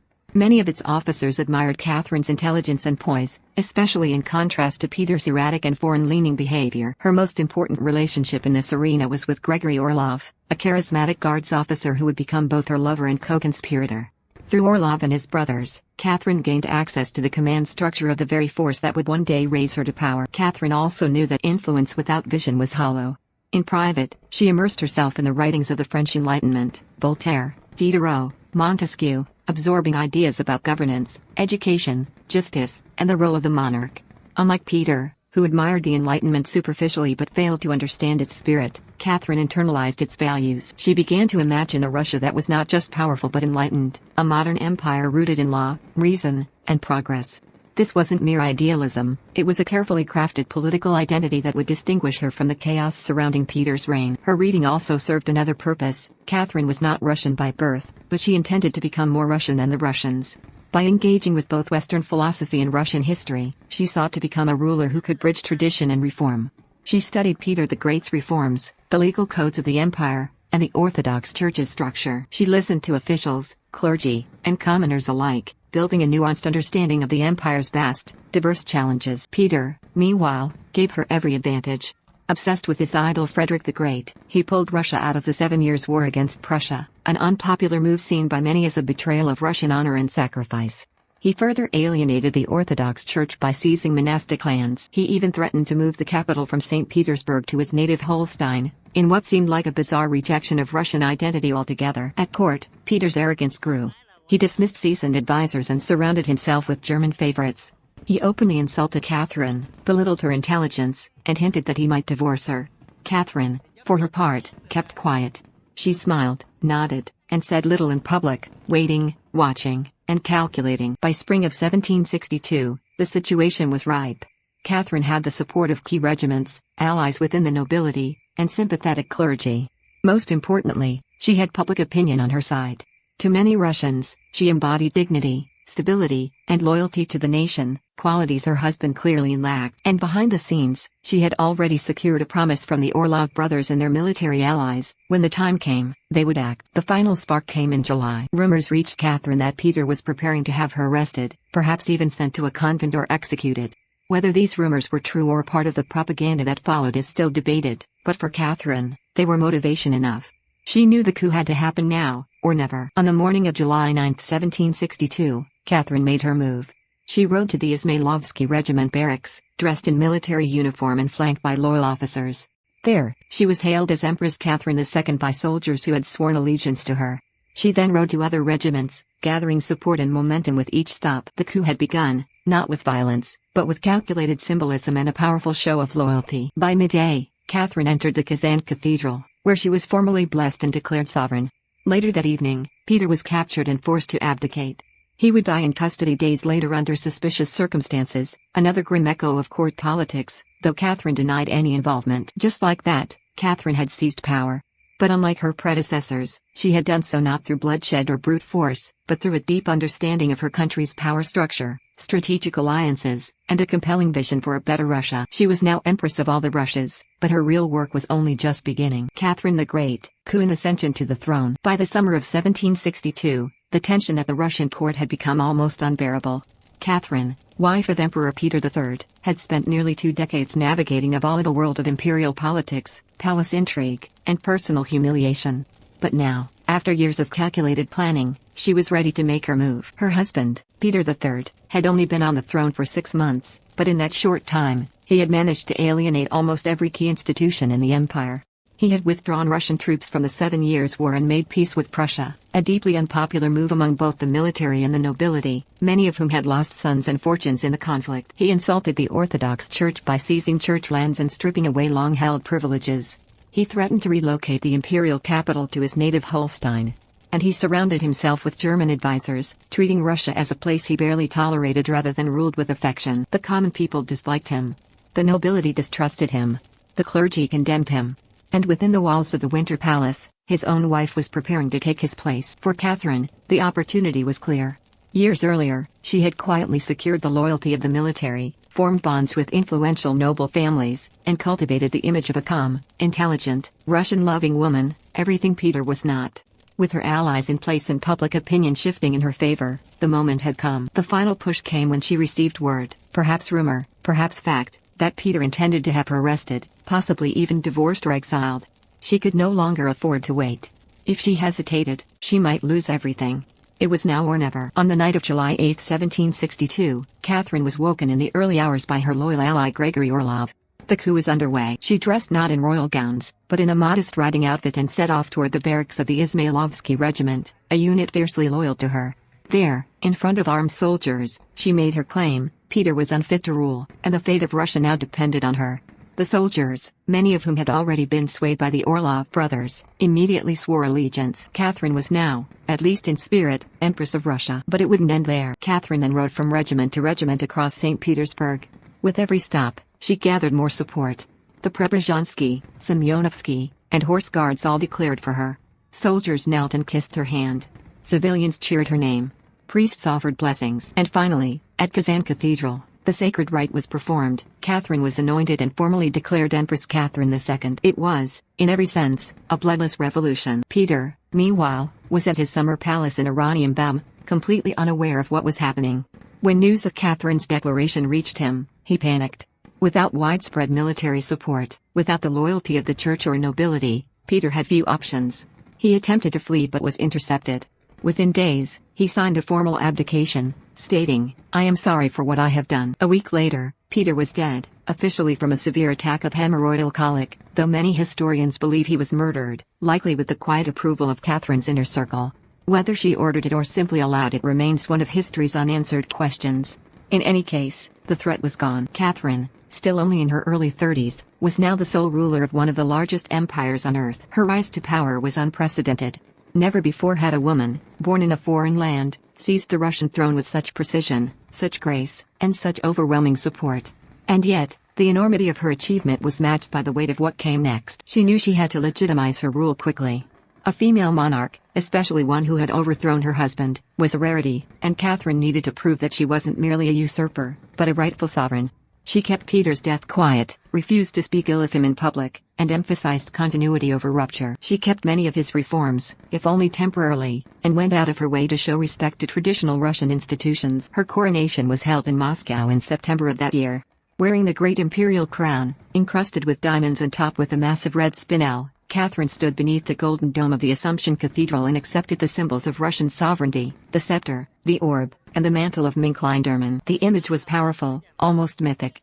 A woman once dismissed as a German outsider now stood as the embodiment of Russian power and resilience. But behind the ceremonial splendor, Catherine knew that her real work had just begun.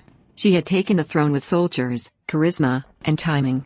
Now she would have to rule with vision, diplomacy, and an iron will. Russia was an empire of vast contradictions: noble wealth and peasant poverty, European ideas and Asiatic traditions, Orthodox mysticism and Enlightenment reason. To succeed, Catherine would have to navigate all of it, and she intended to. Catherine the Great, Enlightenment on the throne. When Catherine II took the Russian throne in 1762, she didn't just inherit a vast empire, she inherited centuries of autocratic rule, feudal divisions, and a society deeply resistant to change. But Catherine had no intention of being merely a caretaker of the past. She saw herself as a ruler of vision, not tradition, a philosopher on the throne. Long before her coup against Peter III, Catherine had already immersed herself in the writings of Enlightenment thinkers like Voltaire, Montesquieu, Rousseau, and Diderot. These men, despite living in France or Switzerland, had become her intellectual companions. Their ideas about reason, liberty, justice, and governance shaped how she saw Russia's future. To many of her contemporaries, this was shocking. The ruler of one of the world's most autocratic regimes was also its most vocal champion of liberal thought. Catherine believed in enlightened absolutism, the idea that a monarch could use unchecked power to promote rational reform. It was a contradiction on paper, but for Catherine, it was a blueprint. She didn't want to overthrow the monarchy or dismantle the aristocracy. Instead, she wanted to civilize it, refine it, and modernize it from the top down. One of her first major acts was the creation of the Nakas, or Instruction, in 1767, a sweeping document that was meant to serve as the foundation for a new legal code. Inspired heavily by Montesquieu's The Spirit of the Laws, the Nakas called for equality before the law, the abolition of torture, and the humane treatment of prisoners. It criticized capital punishment and emphasized the importance of a rational legal system. To spread and support this initiative, Catherine assembled a legislative commission composed of representatives from all segments of Russian society: nobles, townspeople, Cossacks, and even peasants. This was revolutionary. It was one of the first times in Russian history that such a broad cross-section of people were invited to discuss national policy. However, despite the lofty ideals, the commission faltered. Conservative nobles resisted any talk of reform, especially if it threatened their power or land holdings. The sheer diversity of the delegates, geographically, culturally, and socially, made consensus nearly impossible. The commission was eventually dissolved without producing a new legal code. Still, Catherine had made a clear statement: Russia would not stay frozen in time. Her Enlightenment ambitions extended well beyond law. Education was another pillar of her reformist agenda. Catherine was appalled at Russia's lack of public schools. At the time, most education was reserved for the elite and controlled by the church. In 1786, she introduced the Statute of National Education, which established a system of state-run, secular primary and secondary schools across the empire. These schools were modeled on Enlightenment ideals, teaching not just religion, but science, mathematics, literature, and moral philosophy. She also established the Smolny Institute for Noble Maidens, the first state-financed higher education institution for women in Europe. For Catherine, education was not just a social good, it was a national necessity. She believed an educated population would be a more loyal, more productive, and more civilized one. Her admiration for Enlightenment thinkers wasn't limited to reading their books. She befriended many of them. She maintained a 15-year correspondence with Voltaire, who praised her as the embodiment of a philosopher queen. She purchased Diderot's library when he fell into financial trouble and invited him to St. Petersburg, even paying him a generous pension. Their conversations were famously long and lively, filled with debates about freedom, governance, and the fate of empires. And yet, Catherine was no starry-eyed idealist. She was a realist. While she celebrated Enlightenment principles in theory, she was careful in how she applied them. She knew that too much reform, too fast, could spark unrest, or worse, rebellion. Nowhere was this tension more apparent than in her approach to serfdom. Catherine hated serfdom in principle. She once called it a despicable practice and dreamed of gradually phasing it out. But in practice, she expanded it. As a reward for loyalty, she granted more land, and more serfs, to the nobility. She feared that any serious attempt to free the serfs would provoke the aristocracy and destabilize the empire. She was probably right. It was a painful compromise. For all her Enlightenment rhetoric, Catherine ultimately sided with the elite over the enslaved. And that contradiction would haunt her legacy. Still, her reforms reshaped Russia in real ways.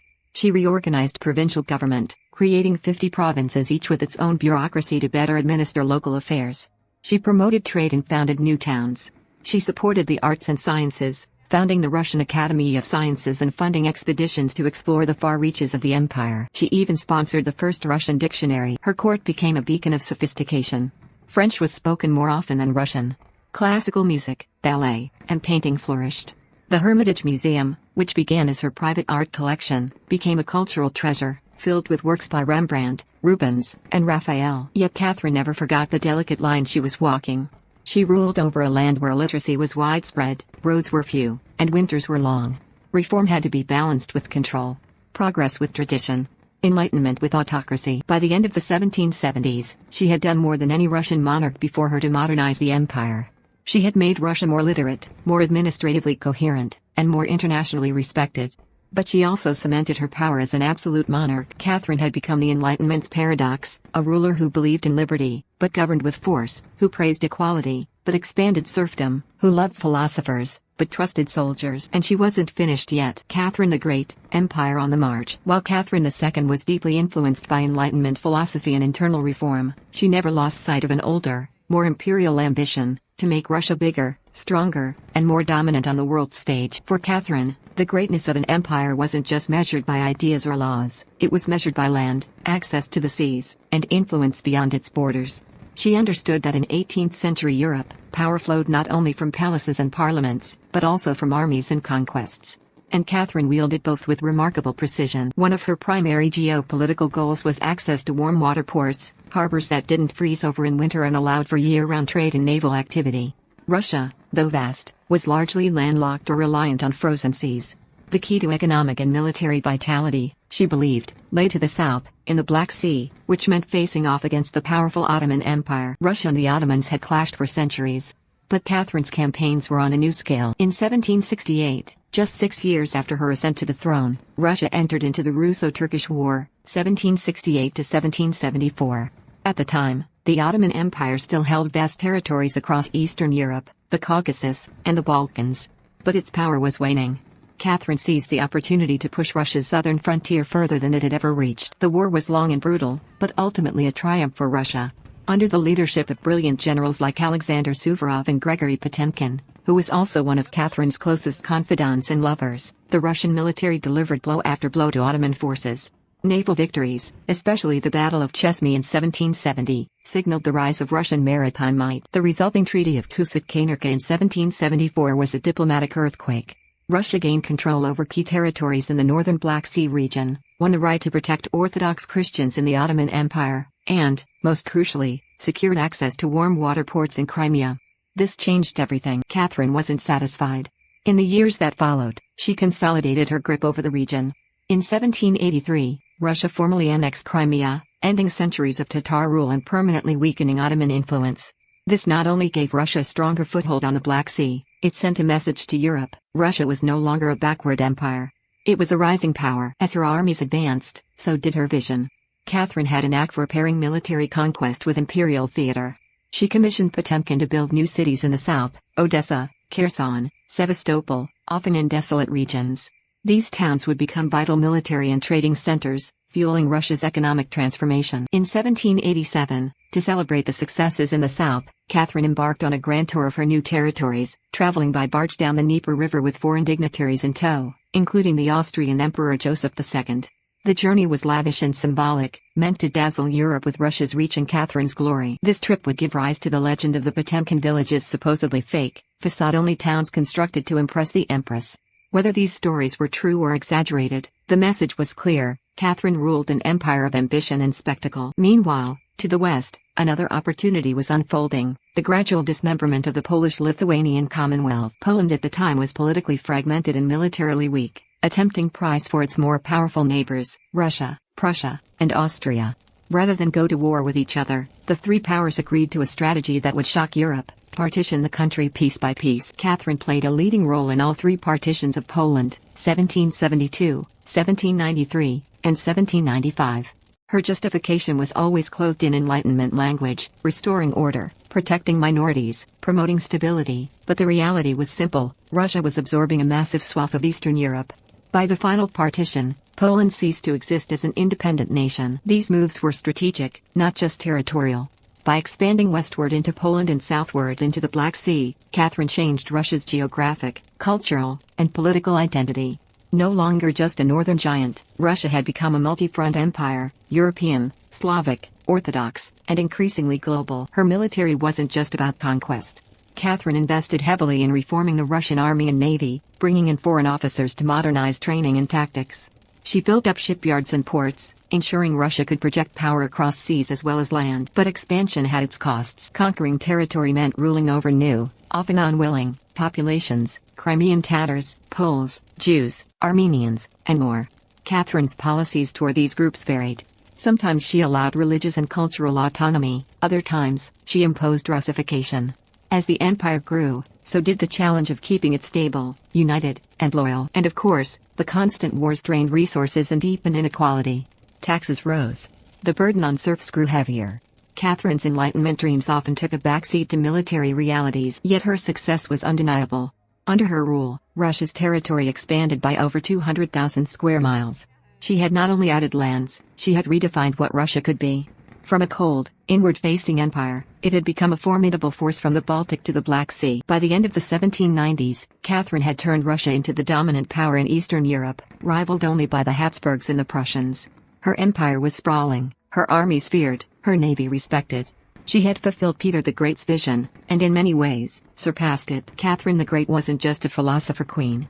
She was a conqueror, a strategist, and a nation builder.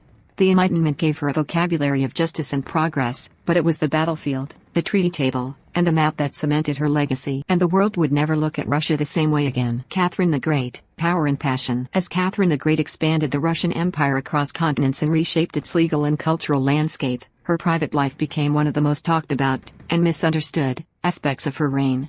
Few monarchs in history have had their personal affairs as scrutinized or as sensationalized. Yet, far from weakening her rule, Catherine's romantic relationships often strengthened her grip on power, revealing a woman who knew how to navigate both the bedroom and the battlefield with strategic precision. Catherine's marriage to Peter III had been a cold, political union from the start. Devoid of affection or respect, their relationship turned Catherine inward, driving her toward intellectual pursuits, and eventually toward more emotionally and politically rewarding liaisons. After Peter's deposition and her rise to power in 1762, she was no longer confined by the expectations of an unhappy royal marriage. As empress, she was free to choose her partners, and she did so with intelligence and intention. Over the course of her reign, Catherine had a series of lovers, more than a dozen by most historical accounts. But these were not idle flings.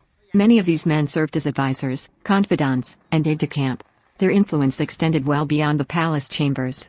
Catherine, shrewd and emotionally perceptive, often chose men who were young, ambitious, and politically capable. In return, they offered her loyalty, companionship, and often, valuable service to the empire. The most notable and enduring of these relationships was with Gregory Potemkin. Potemkin was no ordinary courtier.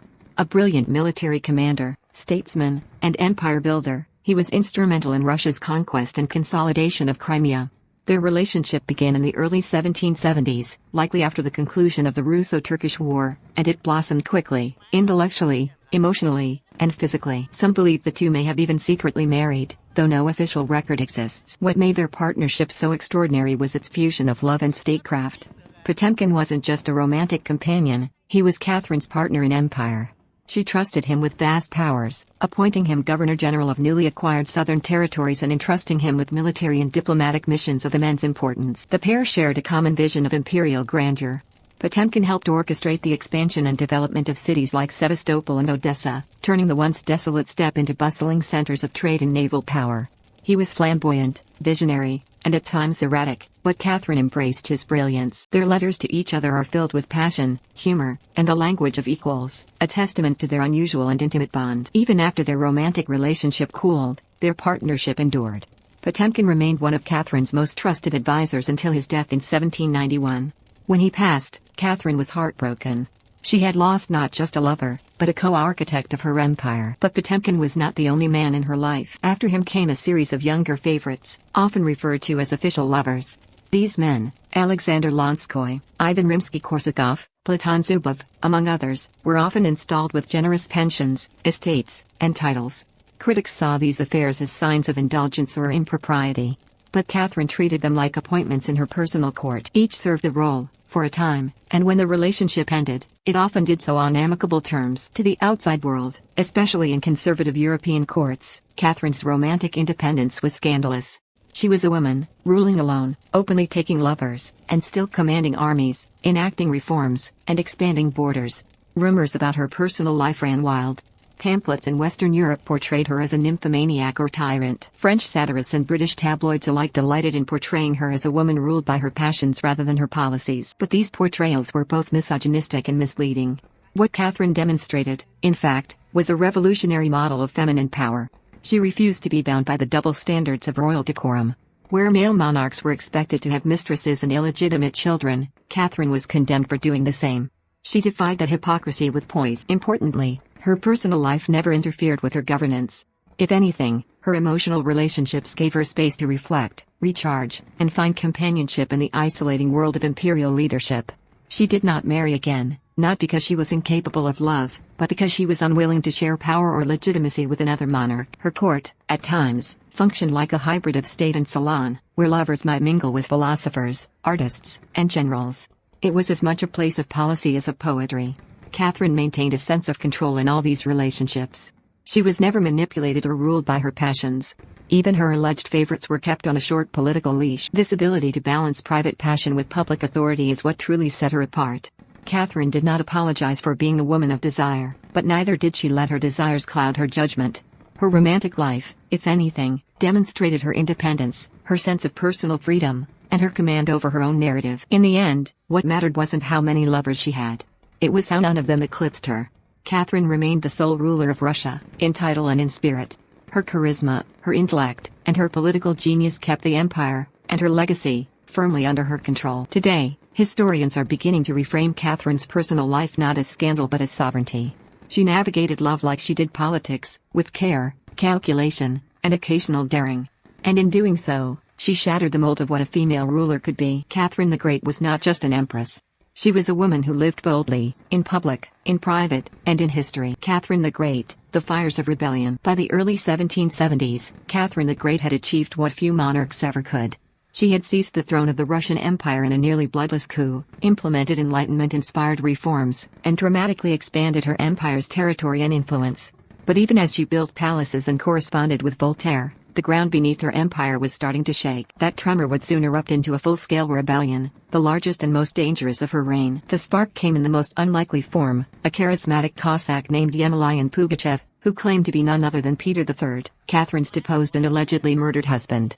Although Peter had been dead for nearly a decade, many Russians in the countryside still revered him, or at least despised Catherine enough to believe he might have returned. Pugachev, seizing this myth, rallied discontented Cossacks, serfs, and old believers to his cause. In their eyes, Catherine was the foreign-born empress who had betrayed the Russian soul. Pugachev offered a different vision, one of a just Tsar, liberator of the peasants, and defender of the Orthodox faith. In 1773, Pugachev's rebellion exploded along the Volga River like wildfire through dry grass. At its height, Pugachev commanded an army of tens of thousands, Cossacks, runaway serfs, minor nobles, and religious dissenters. They stormed forts, overran towns, and executed landlords and imperial officials. Their grievances were deeply rooted. Serfdom had become more brutal under Catherine's rule. Despite her Enlightenment ideals, nobles had been granted greater control over their serfs in exchange for political loyalty, while the peasantry sank deeper into poverty and despair. To Catherine, this was no mere band of rebels. This was civil war. The empress, usually calm and calculating, was deeply alarmed. The rebellion revealed a fragile truth. While her reforms dazzled the elite and her military conquests impressed Europe, her empire's foundation, the serfs who worked the land, was crumbling beneath her. Worse still, the idea that Pugachev could be believed as Peter III exposed a dangerous vulnerability in her legitimacy. She had taken the crown from her husband, and now someone claiming to be him was using that history against her. Catherine moved swiftly and decisively. She dispatched elite regiments under the command of experienced generals, including Alexander Suvorov, one of the greatest military minds of the century. Her strategy was not just to crush the rebellion, but to make an example of it, to send a message that the empress's authority would not be questioned, no matter how far from St. Petersburg the flames of discontent burned. The campaign was brutal. Entire villages suspected of aiding the rebels were burned to the ground. Thousands were executed. Pugachev, once hailed as a folk hero, was eventually betrayed by his own men, captured, and brought to Moscow in an iron cage. In 1775, he was publicly beheaded and quartered, his body displayed as a grim warning. Catherine had put down the rebellion, but the scars remained. The Pugachev rebellion marked a turning point in her reign. She realized that the very ideals she admired in the Enlightenment, liberty, equality, justice, were often incompatible with the autocracy required to hold Russia together. After the uprising, she became far more cautious about reform, especially when it came to the peasantry. She abandoned earlier plans to abolish serfdom and instead tightened noble control over rural lands and labor. Russia's vast distances, ethnic diversity, and deep social divides made liberal reform a dangerous gamble. Privately, Catherine was shaken. The rebellion had shown her the limits of imperial vision in a land as volatile and divided as Russia. She no longer saw herself as merely a philosopher queen. She was now, unambiguously, a sovereign of steel, forced to rule not just through reason but through force. Publicly, however, she turned the victory into a political triumph. She rebranded the rebellion as a victory for order and civilization over barbarism and chaos. Pugachev was painted as a lunatic and criminal. The Russian press, tightly controlled by the state, published official accounts emphasizing Catherine's wisdom and leadership. To her fellow monarchs in Europe, she appeared not as a woman in peril but as a ruler who had passed her ultimate test. Yet among the people, especially the peasants, the legend of Pugachev lived on. For years, stories of the false Tsar circulated in rural villages. To some, he was a villain. To others, he remained a symbol of hope, proof that resistance was possible, however fleeting. Catherine, despite her brilliance, never fully regained the trust of the peasantry. Her empire endured, but it stood on a foundation more brittle than it appeared. In many ways, Pugachev's rebellion exposed the contradictions of Catherine's reign, an empress inspired by Enlightenment ideals, ruling over a society mired in feudalism, a woman celebrated for culture and progress, forced to wield violence to maintain control. It was a paradox that would define her rule, and Russia's destiny. Catherine the Great, the weight of legacy. By the time Catherine the Great passed away in 1796, she had ruled the Russian Empire for more than 3 transformative decades. Few monarchs in history, let alone female monarchs in a male-dominated world, left behind a legacy as vast, complicated, and enduring as hers. She had risen from an obscure German princess to one of the most powerful women in world history. But her reign left behind not just palaces and victories, it left paradoxes that still echo in the soul of Russia today. When Catherine ascended the throne in 1762, Russia was a sprawling but chaotic empire, geographically massive, politically backward, and economically fragmented. By the time of her death, it was a dominant European power, with expanded borders, a centralized monarchy, and a growing cultural identity that rivaled the courts of Paris and Vienna. She had succeeded in reshaping Russia's image abroad. European leaders once dismissed Russia as a distant, icy autocracy. Catherine changed that perception. Under her rule, Russia became fashionable. Foreign dignitaries visited her court not out of obligation, but out of awe. She corresponded with Enlightenment giants like Voltaire, Diderot, and Montesquieu, not as a student, but as a peer. She invited artists, architects, and scholars to St. Petersburg, and her reign sparked a cultural flowering across the empire. One of her most celebrated achievements was the founding and expansion of the Hermitage Museum, which began as her personal art collection and grew into one of the world's premier cultural institutions. She believed that a ruler must not only conquer territories, but also elevate minds. She sponsored the construction of libraries, academies, and schools, and she championed education for girls, a radical idea at the time. But Catherine's legacy was more than culture and correspondence. It was built on power, hard power. She had expanded Russia's territory through military conquests, defeating the Ottoman Empire and seizing control of Crimea. She had participated in the partitions of Poland, a move that extended Russia's influence deep into Central Europe. With each new acquisition, she solidified Russia's status as a global player. Her geopolitical instincts were as sharp as any general's sword. Yet, her success came with profound contradictions. For all her admiration of Enlightenment ideals, Catherine did not liberate the serfs. In fact, she did the opposite. Under her reign, serfdom became more entrenched. In exchange for the loyalty of the nobility, whose support she relied on to maintain power, Catherine granted them greater control over their lands and the peasants who worked them. Serfs were sold, beaten, and inherited like livestock, while the nobility flourished. It was a bitter irony. The empress who read Rousseau by candlelight kept millions in bondage. To her credit, Catherine understood this contradiction. She even considered freeing the serfs at various points. But after events like the Pugachev rebellion, she became convinced that such a move would destabilize the empire. Her top priority was always order and unity, even if it came at the cost of justice. Her treatment of the nobility further reveals her pragmatism. While some European monarchs clashed with their aristocrats, Catherine mastered the art of manipulation. She rewarded loyalty, punished treason, and kept her court in a delicate state of dependency. She used titles, estates, and flattery as weapons of statecraft. She understood the psychology of power, not just how to take it, but how to keep it. Despite her many lovers and scandals, her rule never wavered. Her personal life often made headlines, but it never undermined her authority. In fact, many of her closest romantic partners, like Gregory Potemkin, played crucial roles in military strategy and internal governance.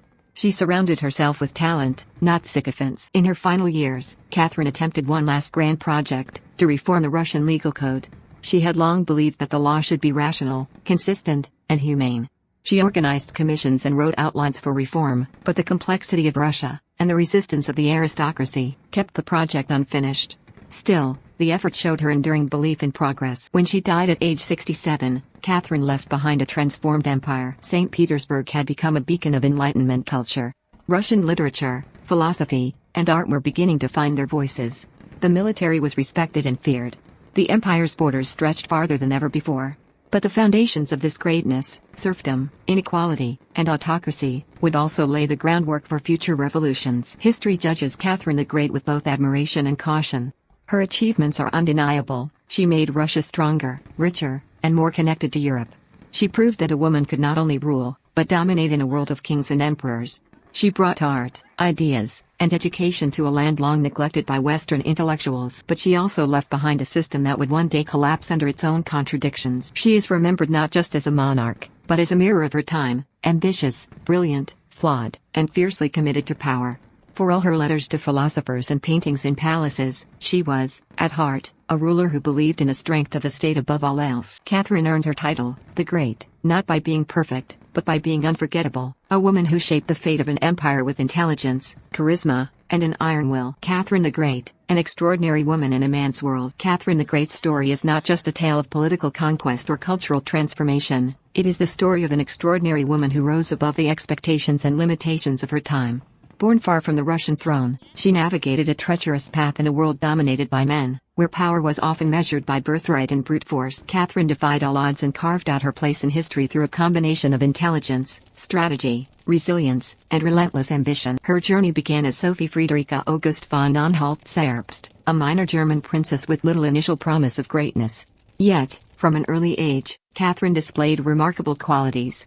She was intellectually curious, eager to learn, and possessed a sharp political instinct. When she was selected to marry the heir to the Russian throne, Crown Prince Peter, she seized the opportunity not simply as a dutiful wife but as a future ruler in the making. Adjusting to life in Russia was no small feat. Catherine mastered the Russian language and immersed herself in the culture with determination and grace. She understood that to survive, and ultimately thrive, in the Russian court, she would have to outwit, outmaneuver, and outlast rivals. Her marriage to Peter was fraught with challenges. Peter was immature, volatile, and deeply unpopular, which put Catherine in a precarious position. But rather than succumb to despair, she quietly built alliances with the military and influential nobles, cultivating a network of support that would prove essential for her eventual rise to power. Catherine's ability to navigate the perilous dynamics of the royal court showcased her political savvy. The Russian court was rife with intrigue, suspicion, and danger. Many would have been overwhelmed by such an environment, but Catherine thrived. She exercised patience and caution, learning when to assert herself and when to hold back. Her personal charm, combined with calculated displays of strength, enabled her to build trust and loyalty among powerful factions. Her intellectual pursuits also set her apart. Catherine was deeply influenced by the Enlightenment, a movement that celebrated reason, progress, and individual rights. She corresponded with leading philosophers of the day, absorbing their ideas and envisioning how Russia could be modernized. Yet, she never blindly adopted Western ideals. Catherine was pragmatic. She understood that reforms had to be balanced with the realities of Russian society and the power of the nobility. Her approach was a delicate dance between innovation and tradition. When the opportunity arose in 1762, Catherine acted decisively. The coup that brought her to the throne was nearly bloodless but required meticulous planning and timing. Her ability to seize power was not a moment of luck but the result of years of preparation, alliance building, and strategic thinking. Once empress, she ruled with confidence, keen intellect, and an awareness of the delicate balance she had to maintain. Her reign was marked by ambitious reforms and bold expansion, but also by the harsh realities of maintaining autocratic control. Catherine was no idealist. She was a ruler who understood that the stability of her empire depended on power, order, and control. This meant confronting uprisings like the Pugachev rebellion with brutal force and preserving the system of serfdom that bound millions of Russians. Through it all, Catherine worked tirelessly to cultivate her image as a strong, enlightened monarch. She commissioned portraits, sponsored grand architectural projects, and cultivated a court culture that emphasized sophistication and learning. This carefully crafted image was not mere vanity, it was a political tool that reinforced her authority and legitimacy in the eyes of both her subjects and foreign powers. Perhaps the most remarkable aspect of Catherine's story is how she broke the mold of what a woman in her era could achieve. She was a ruler in a world where kings and emperors ruled supreme, and where women were often relegated to the sidelines. Yet, Catherine held power with a combination of firmness and finesse, proving that leadership transcends gender. Her legacy as a powerful woman endures because she was more than just a figurehead. She was a visionary and a pragmatist, a reformer and a conqueror. She understood the complexities of ruling a vast and diverse empire and wielded her influence to shape the course of Russian history in profound ways. Catherine the Great's life is a testament to the power of intellect, determination, and strategic vision. She remains an inspiration not only for the extraordinary woman she was but also for anyone who seeks to overcome barriers and redefine what is possible. Thanks for joining me on Thunga's Storytime as we unravel the extraordinary life of Catherine the Great, a woman who defied all odds to rule one of the world's greatest empires. If you love this deep dive into history's most powerful figures, don't forget to hit that subscribe button and ring the bell so you never miss a story that will surprise and inspire you. There's so much more fascinating history waiting to be told, and I want you to be the first to hear it. Drop a comment below with which historical figure you want to explore next. Until next time, keep your curiosity alive and your stories bold. See you soon. Deep in the jungles of Mexico, hidden beneath centuries of stone and silence, a tomb was discovered. Inside, a woman drenched in blood-red powder, resting beside treasures fit for a queen, but her name? Completely erased from history. Welcome to Thunga's Storytime, where history gets personal, mysterious, and a little bit spooky. Today, we're diving into the incredible discovery of the Red Queen of Palenque, a Maya royal whose tomb was untouched for over 1,000 years. Was she a queen, a priestess, or something more? Why was she buried like a goddess but remembered by no name? Grab your tea, hit that subscribe button, and let's unravel this ancient mystery together. The enigmatic Red Queen of Palenque, a glimpse into ancient Maya mystery. In the heart of the dense jungles of Chiapas, Mexico, lies the ancient Maya city of Palenque, a site renowned for its exquisite architecture, intricate carvings, and rich history dating back over 1,000 years. While Palenque had been extensively studied since its rediscovery in the 18th century, it wasn't until 1994 that archaeologists stumbled upon one of its most astonishing secrets, the tomb of a woman whose remains were drenched in bright red cinnabar powder, a discovery that would captivate historians, archaeologists, and the public alike for decades to come. The discovery of Tomb 13. During excavations inside Temple 13, located within the central complex of Palenque, a small chamber was found, previously undisturbed by looters or earlier explorers. Unlike many other tombs at Palenque, which had been either extensively damaged or plundered over the centuries, this burial site was remarkably intact. Inside the chamber lay the skeleton of a woman, her bones entirely covered in a brilliant red powder. This vivid pigment, cinnabar, a mercury sulfide mineral known for its striking scarlet color, was used by ancient cultures as a symbol of life, death, and rebirth. The rich red hue enveloped her remains and the wooden funerary objects accompanying her, giving rise to the moniker the Red Queen. Who was the Red Queen? The identity of this mysterious woman remains one of archaeology's great puzzles. Based on inscriptions and iconography, researchers believe she was of noble or royal status, possibly related to Pakal the Great, one of Palenque's most famous rulers. Pakal's tomb, discovered decades earlier in the Temple of the Inscriptions, was one of the richest finds in Maya archaeology, and the Red Queen's tomb lay just meters away. Some scholars speculate she could have been Pakal's wife, mother, or sister, a powerful woman who played a key role in the political or religious life of Palenque. Her lavish burial suggests she was highly revered. The presence of cinnabar indicates a ritual significance, perhaps symbolizing protection in the afterlife or transformation to the divine realm. The significance of cinnabar. Cinnabar was not only prized for its color but also believed to have spiritual and medicinal properties. In Maya culture, red was linked to blood, life force, and the sun, central themes in their cosmology. By coating the remains and funerary items with cinnabar, the Maya may have intended to honor the deceased and imbue her spirit with vitality and power for the journey beyond death. The use of cinnabar also provides crucial insights into ancient trade and resource acquisition, as the mineral had to be mined and transported over considerable distances, highlighting the importance of the individual interred there. Archaeological insights and methods. The discovery of the Red Queen's tomb was a breakthrough not just because of the intact burial but also due to modern archaeological methods employed at the time. Careful excavation, analysis of funerary objects, and advanced techniques such as radiocarbon dating help paint a clearer picture of the era and the individual's place in society. Further studies of the skeleton, including forensic examination, revealed fascinating details about her life, health, and cause of death. While many mysteries remain, such findings help piece together the story of Palenque's elite and their complex culture. Legacy and continuing mysteries. The Red Queen of Palenque remains a symbol of Maya civilization's sophistication and mystique. Her tomb's discovery has inspired countless books, documentaries, and exhibitions, captivating audiences worldwide. Researchers continued to investigate the site and the artifacts to unlock more secrets about her identity and the rituals surrounding death and the afterlife in ancient Mesoamerica. The Red Queen embodies the enduring fascination with history's silent figures, those who lived centuries ago yet still speak to us through the soil, pigment, and stone. Sacred and toxic cinnabar, the paradox of life and death in Maya rituals. Following the discovery of the Red Queen's tomb at Palenque, much of the intrigue surrounding her burial centered on the brilliant red powder that coated her remains and funerary objects, cinnabar. This striking mineral, a vivid scarlet pigment, was no ordinary substance. To the ancient Maya, cinnabar was deeply symbolic, embodying powerful themes of blood, rebirth, and the essence of life itself. Yet, beneath its sacred allure lay a dangerous secret: cinnabar is also highly toxic. The symbolism of cinnabar in Maya culture. In Maya cosmology, the color red was intimately tied to the concept of life force. Blood, seen as the ultimate gift and a vital essence, was central to religious rituals, royal power, and communication with the gods.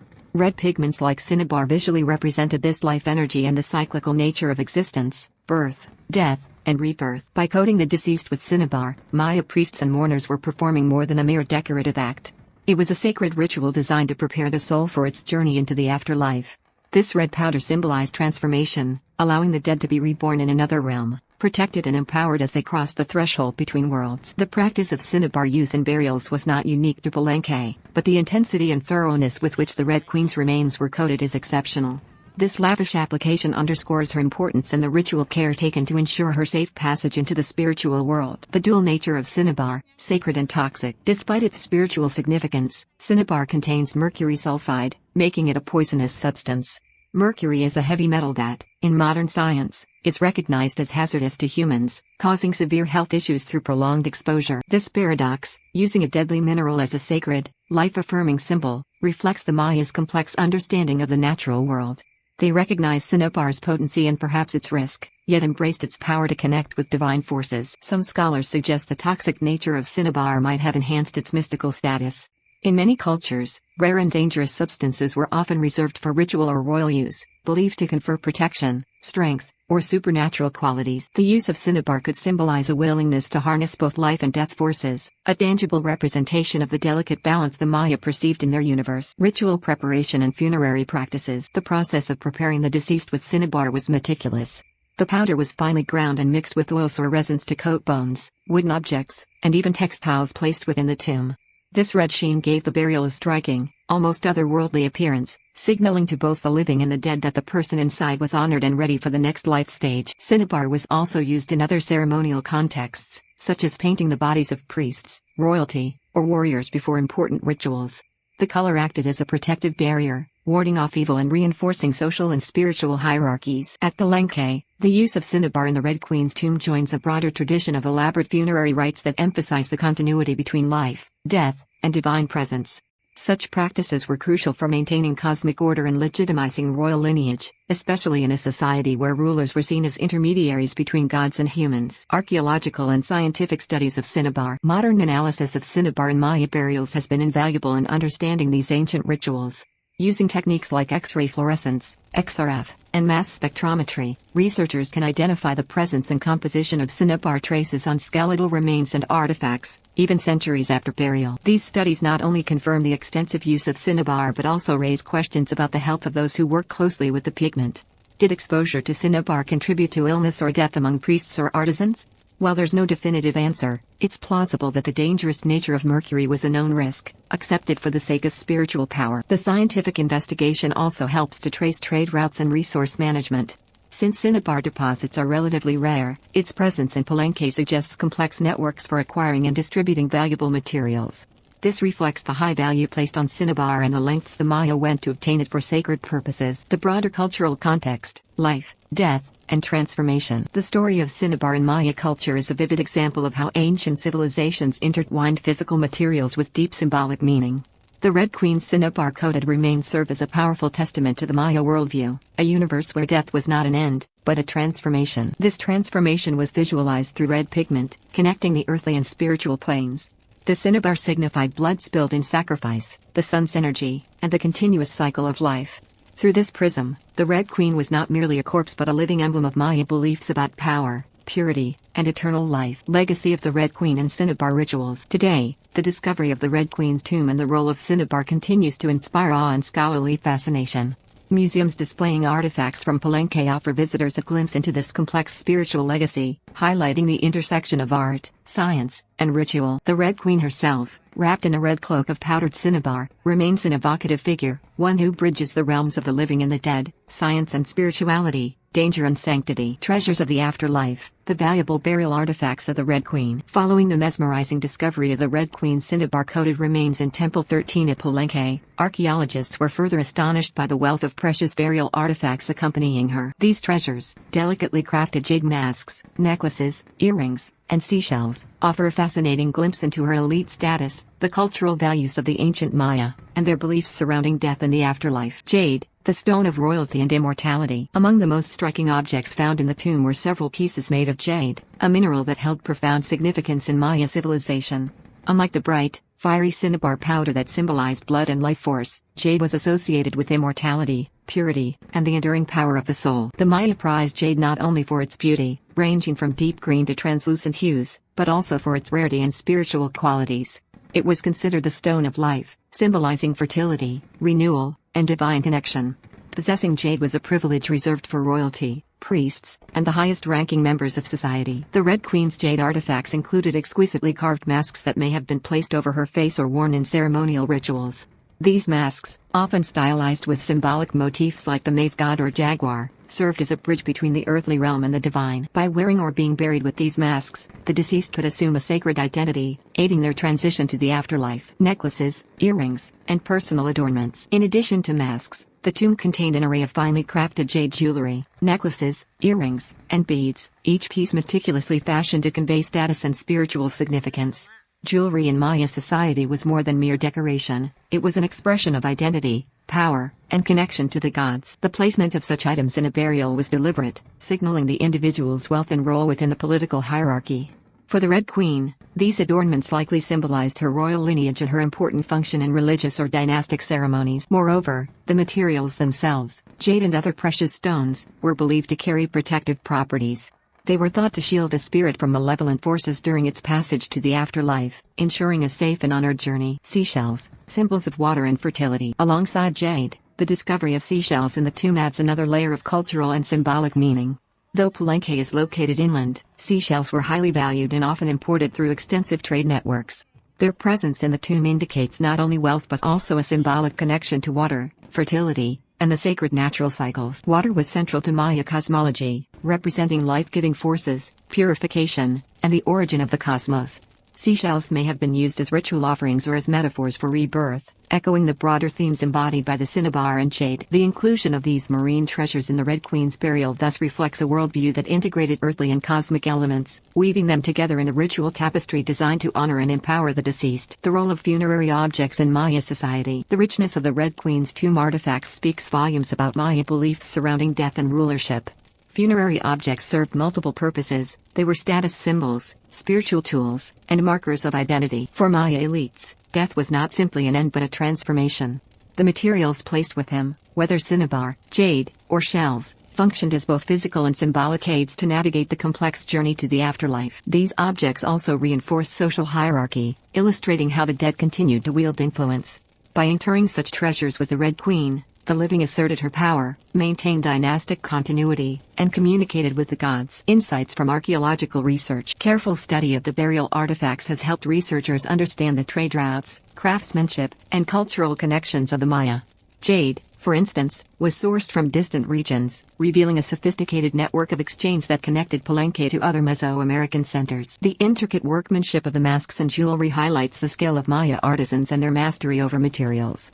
The artistic motifs offer clues to religious beliefs and political alliances, enriching our understanding of Maya civilization. Furthermore, these objects provide tangible links to the human story behind the tomb. They suggest the Red Queen was not only a figure of status but also someone deeply embedded in the cultural and spiritual fabric of her time. A legacy etched in stone and color. The discovery of the Red Queen's precious burial artifacts, combined with the cinnabar-covered remains, paints a vivid picture of Maya funerary practice, an elaborate blend of artistry, spirituality, and social order. These treasures continue to captivate historians, archaeologists, and the public, inspiring reflection on ancient beliefs about life, death, and immortality. As museums and exhibitions showcase these artifacts, they offer a powerful reminder of a civilization that, though long gone, left behind stories etched in stone, colored in red, and shaped by devotion. The enigma of the Red Queen's identity, unveiling Zakbu-Aja. Despite the remarkable discovery of the Red Queen's tomb and the wealth of artifacts that surrounded her, one of the most enduring mysteries is the question of her identity.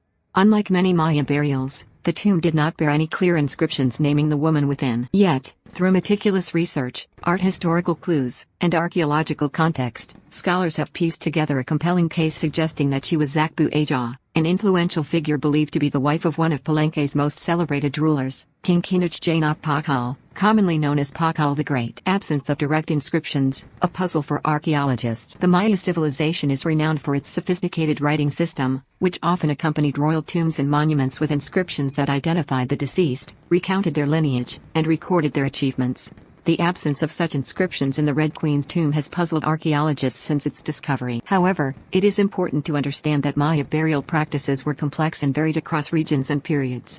Sometimes, the identity of the deceased was conveyed not through written text but via symbolic artifacts, iconography, and placement relative to other tombs. In this case, the location of the Red Queen's tomb within Temple 13, just meters away from Pakal the Great's own burial in the Temple of the Inscriptions, provides an essential clue. Zakbu-Aja, the possible royal consort. The name Zakbu-Aja emerges from Maya inscriptions elsewhere in historical reconstructions as a royal woman who likely held considerable influence during Pakal's reign in the 7th century CE.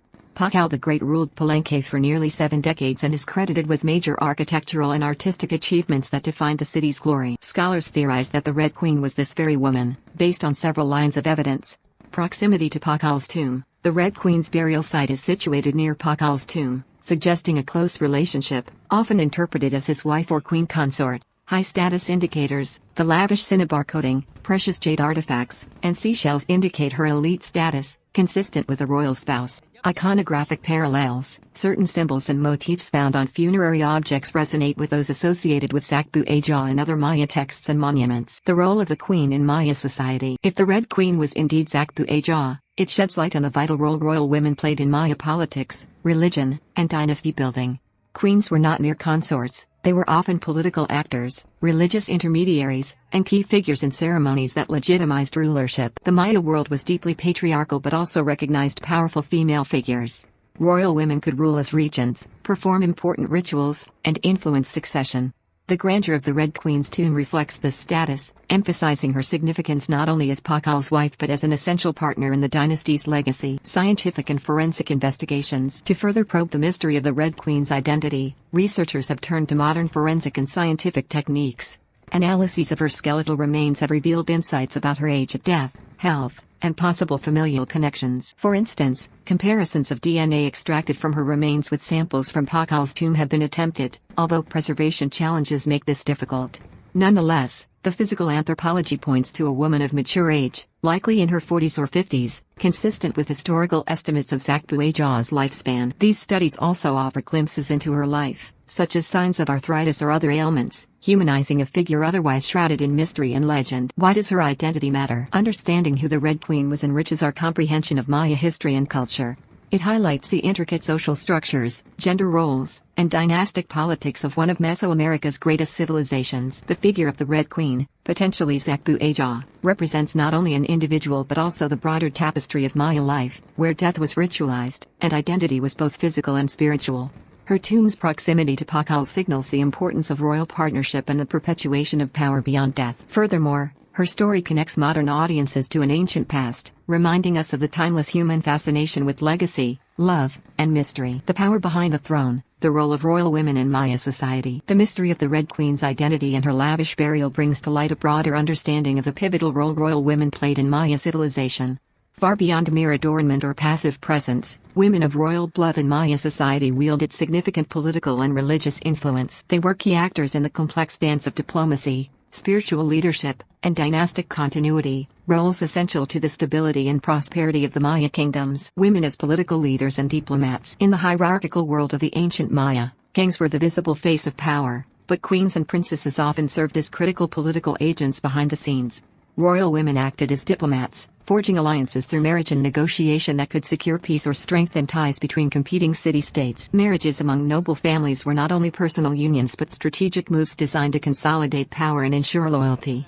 Through these matrimonial ties, royal women connected distant cities, weaving a network of political relationships that were crucial for maintaining influence and control across the Maya world. Such diplomatic roles often required intelligence, negotiation skills, and cultural acumen.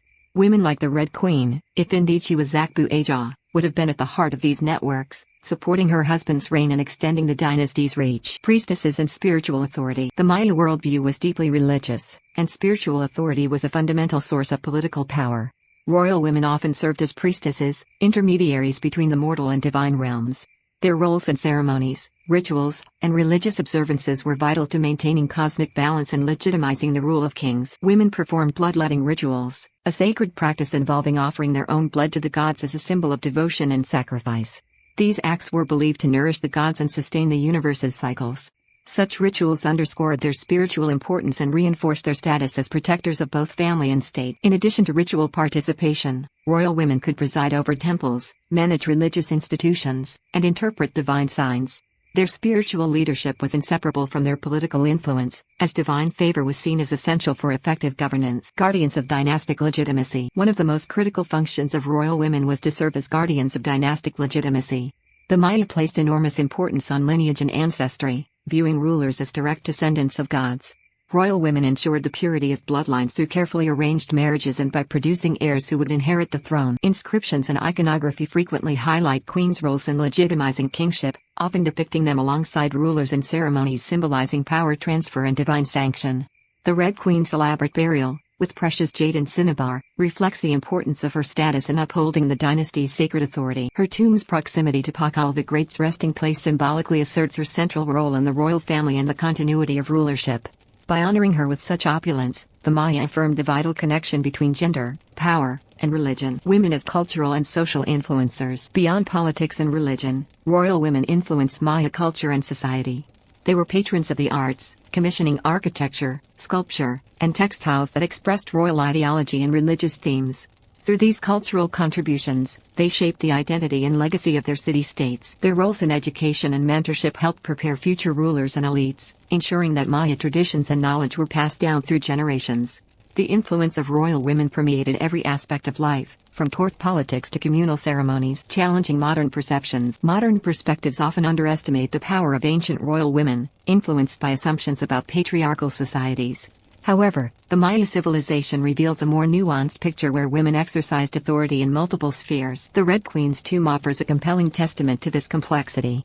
Her burial rites, artifacts, and possible identity as Sekbu Ajwa challenged stereotypes, showing that women could command respect, wield influence, and shape history in profound ways. Sacred spaces. The spiritual significance of the Red Queen's tomb architecture. Beyond the remarkable artifacts and the mystery surrounding her identity, the very architecture of the Red Queen's tomb offers profound insights into Maya beliefs about death, the cosmos, and royal power. Carefully constructed deep within Temple 13 at Palenque, the tomb's location, design, and alignment reveal a deliberate effort to express spiritual ideals, especially in relation to the nearby tomb of King Kinich Jainop Pakal, or Pakal the Great. This architectural relationship symbolizes a special bond between the two royals and reflects Maya concepts of cosmic balance and the afterlife. The tomb is a sacred space. In Maya culture, tombs were not mere burial chambers, they were sacred portals bridging the earthly realm and the spiritual world. The placement and construction of tombs were governed by cosmological principles, designed to facilitate the deceased's journey into the afterlife and ensure their continued influence. The Red Queen's tomb lies deep within Temple 13, a structure deliberately hidden and protected. This depth symbolizes a descent into the underworld, an essential passage in Maya cosmology where souls transformed and were reborn.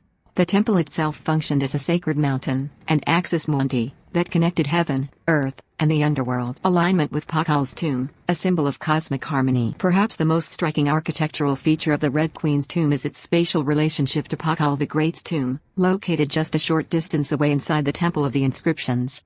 Archaeologists discovered that these tombs were aligned along precise axes, reflecting intentional design rather than coincidence. This alignment represents more than a physical connection, it symbolizes the cosmic balance and the intimate relationship between the two individuals, likely husband and wife. In Maya belief, the king was often seen as a divine mediator between worlds, and the queen's proximity to Pakal reinforces her role as partner in both life and death. Such architectural harmony embodies the Maya idea that royal couples maintain order in the cosmos by their union, reinforcing political stability and spiritual continuity. The tombs become a metaphor for this eternal bond, with the physical structures echoing their shared destiny. Architectural elements and symbolism. The tomb's construction involved precise craftsmanship and symbolic design. The use of corbel arches, stucco reliefs, and intricate carvings contributed to a sacred atmosphere within the chamber. Each architectural element was imbued with meaning, representing aspects of Maya mythology, such as the world tree or the underworld's monstrous jaws. The orientation of the tomb also aligns with celestial events, such as solstices and equinoxes, marking cycles of death and rebirth. This cosmic synchronization reflected the Maya's deep understanding of astronomy and its integration with religious practice. The tomb's sealed entrance, concealed within the temple's structure, ensured the sanctity of the space and protected the queen's remains and treasures from disturbance. It also symbolized the barrier between the living world and the sacred realm of the ancestors. The temple as a living monument. Temple 13 and the Temple of the Inscriptions were more than tomb enclosures. They were living monuments that continued to speak through ritual and memory. Their proximity allowed the living to engage with the legacy of Pakal and the Red Queen, reinforcing their dynastic importance. Priests and rulers likely conducted ceremonies within these temples, invoking the spirits of the deceased and seeking their guidance. The tomb's architectural relationship provided a physical and spiritual axis around which these rituals revolved. This ongoing interaction between architecture, ritual, and memory highlights how Maya culture viewed death not as an end, but as a transition within a cosmic order, a cycle of renewal maintained by sacred architecture. Implications for understanding Maya civilization. The Red Queen's tomb architecture offers valuable lessons about the Maya worldview. It demonstrates how spatial design and symbolism were harnessed to convey power, spirituality, and identity. The tomb's careful placement and alignment emphasize the interconnectedness of royal authority and cosmic harmony. By exploring these architectural choices, modern scholars gain deeper insight into the Maya's sophisticated integration of art, science, and religion. The tomb stands as a testament to a culture that honored the dead with reverence and sought to immortalize their place within the universe. Journey to Xibalba, Maya funeral rites and the perilous path of the soul. Beneath the grandeur of tombs, jade ornaments, and cinnabar rituals lies an even deeper layer of Maya belief, one that shaped every element of the Red Queen's burial. For the ancient Maya, death was not an end but a passage into a complex, dangerous underworld known as Xibalba. This shadowy realm was filled with trials, ruled by powerful and sometimes malevolent gods, and only the prepared, through proper ritual and symbolic protection, could hope to navigate it successfully. The Red Queen's elaborate burial inside Temple 13, surrounded by sacred symbols and aligned with Pakal the Great's tomb, was not only a political or dynastic act. It was a spiritual mission, to equip her soul for a journey that would be both harrowing and transformative. Each object in her tomb, each rite performed at her death, was designed with this purpose in mind, to aid her in reaching the afterlife and securing her place among the ancestral spirits. The Maya vision of the afterlife, Xibalba. The Maya underworld, Xibalba, pronounced Xibalba, was not a place of punishment like the modern Western concept of hell. Instead, it was a mysterious and dangerous dimension, a realm of darkness, rivers of blood, and trials of wit, strength, and endurance. It was ruled by a council of underworld gods, some benevolent, others tricksters or tormentors, who tested the souls of the dead. Souls were believed to descend into Xibalba after death, beginning a perilous journey through caves, rivers, and ceremonial gateways. This spiritual landscape mirrored the natural terrain of the Maya world, especially the vast cave systems that dotted the Yucatan Peninsula and were considered sacred portals. For Maya nobles and royalty like the Red Queen, a successful journey through Xibalba was essential, not only for personal salvation but for preserving the divine authority of their lineage. Their ability to return as venerated ancestors depended on navigating this otherworldly maze and emerging transformed. Ritual preparation for the afterlife. The rituals surrounding Maya burial practices were meticulously designed to guide and protect the soul on this journey. The Red Queen's funeral likely involved complex ceremonies performed by priests and royal family members, invoking gods, ancestors, and cosmic forces. Key elements of these rites included application of cinnabar. The Red Queen's skeleton was coated with vivid red cinnabar powder, a symbolic substance representing blood, life force, and spiritual vitality.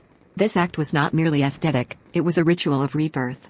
In Maya belief, red signified resurrection, a necessary empowerment for facing Xibalba's challenges. Offering of jade. Jade, considered the most precious substance by the Maya, was associated with life, purity, and the breath of the gods.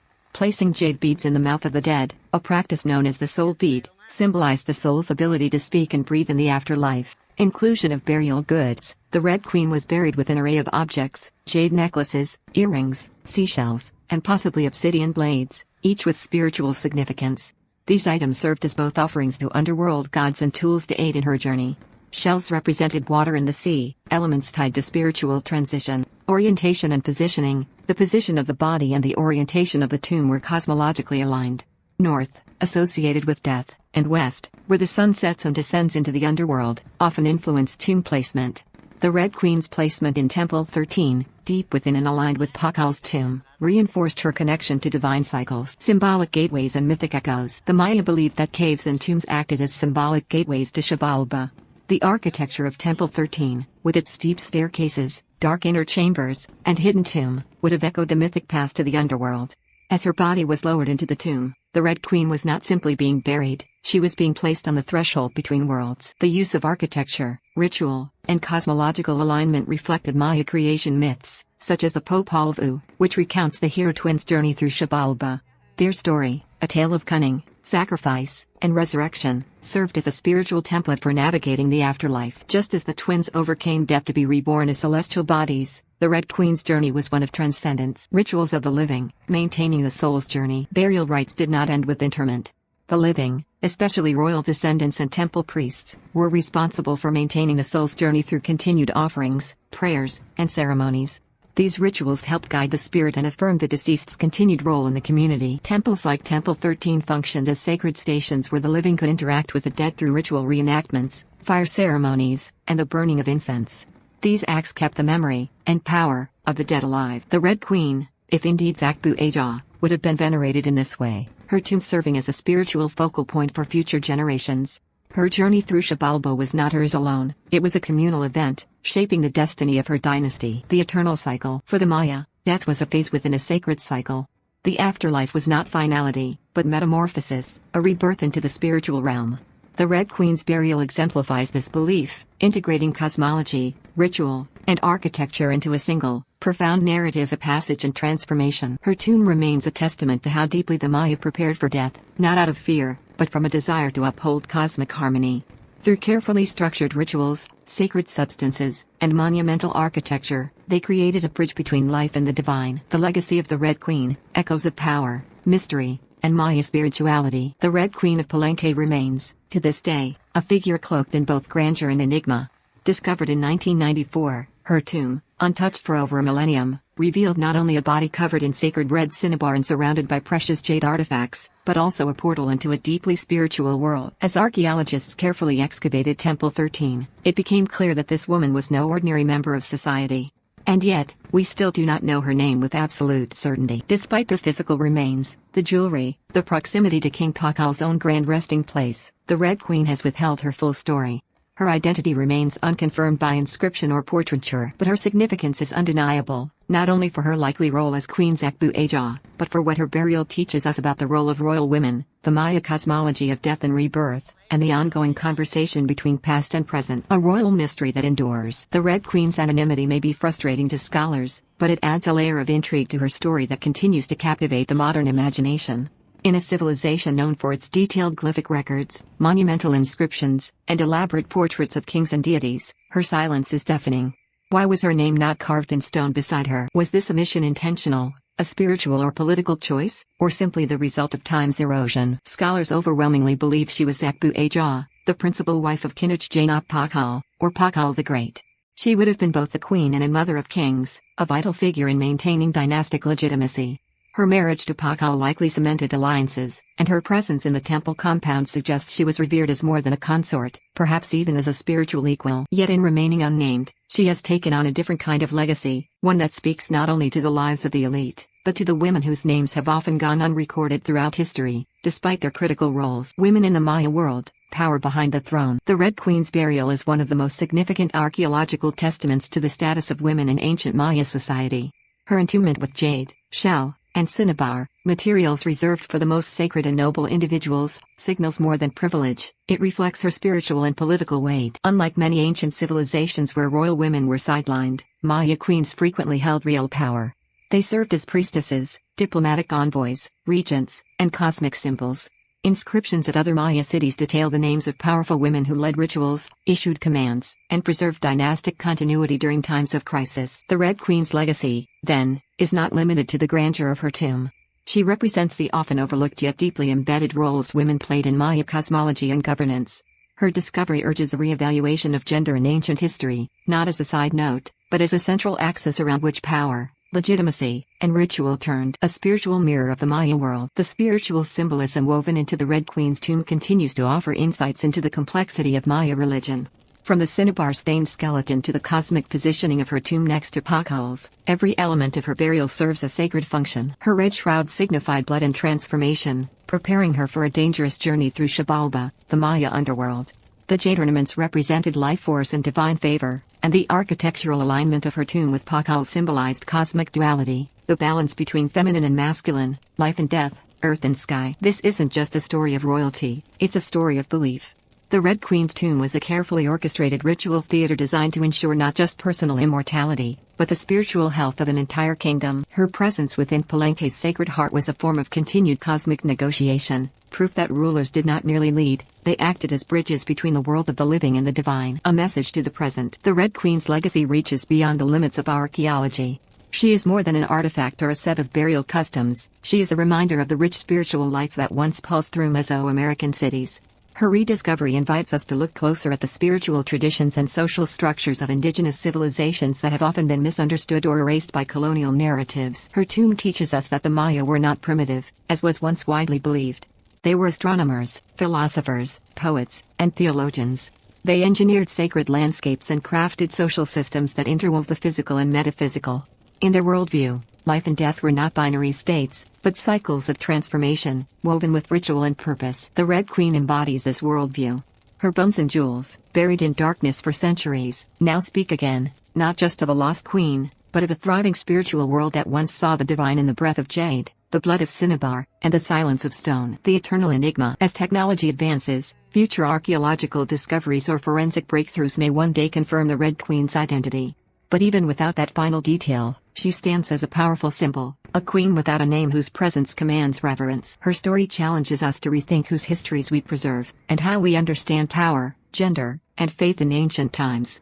It reminds us that even in the silence of the tomb, there can be voice and meaning. Through her, the ancient Maya speak across time, of cycles, of balance, of life shaped by myth and memory.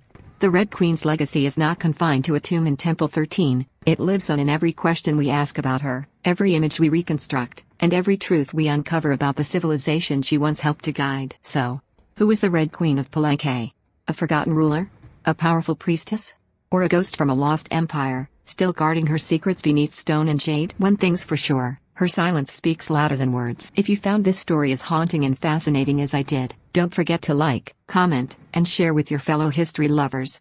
And hey, subscribe to Thunga's Storytime for more gripping tales from the shadows of the past. We explore ancient mysteries, legendary women, and the secrets history tried to bury. Until next time, stay curious, stay bold, and remember, every legend has a heartbeat. You just have to listen.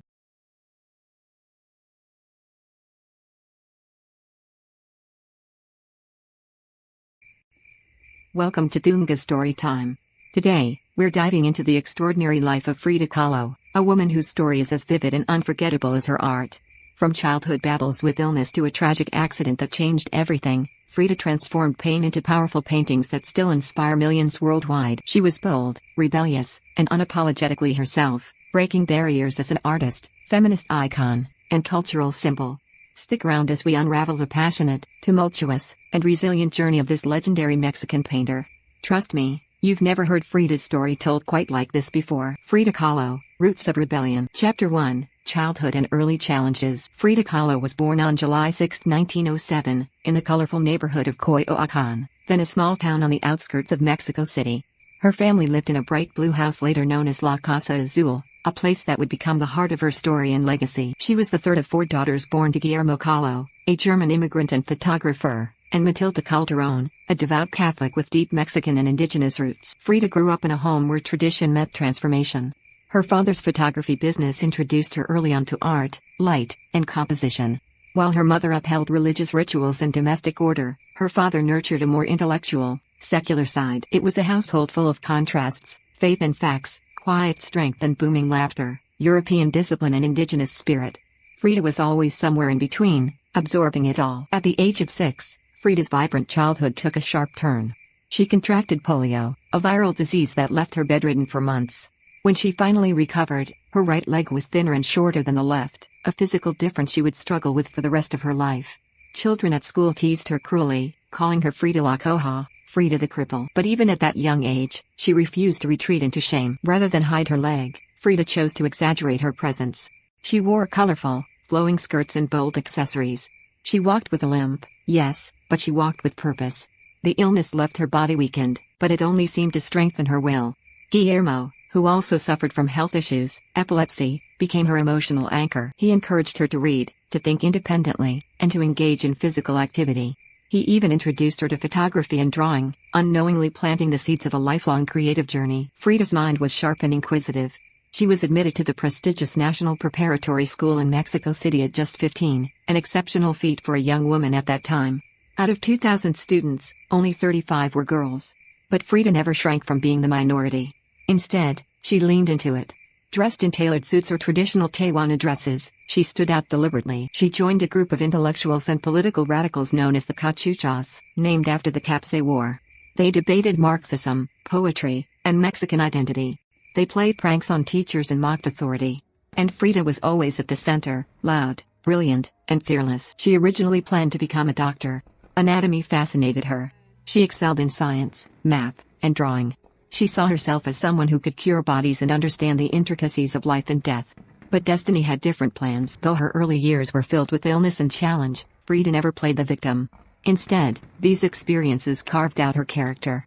She grew up knowing pain intimately, how it isolates you, how it can shape your view of the world. But she also learned how to fight, how to laugh through it, and how to take up space in rooms that weren't built for her. That same girl, once mocked for her limp, would later redefine beauty on her own terms. It's important to understand that Frida's resilience didn't emerge overnight. It was born from struggle and forged in contradiction. She was a child of two worlds, European and indigenous, masculine and feminine, traditional and revolutionary.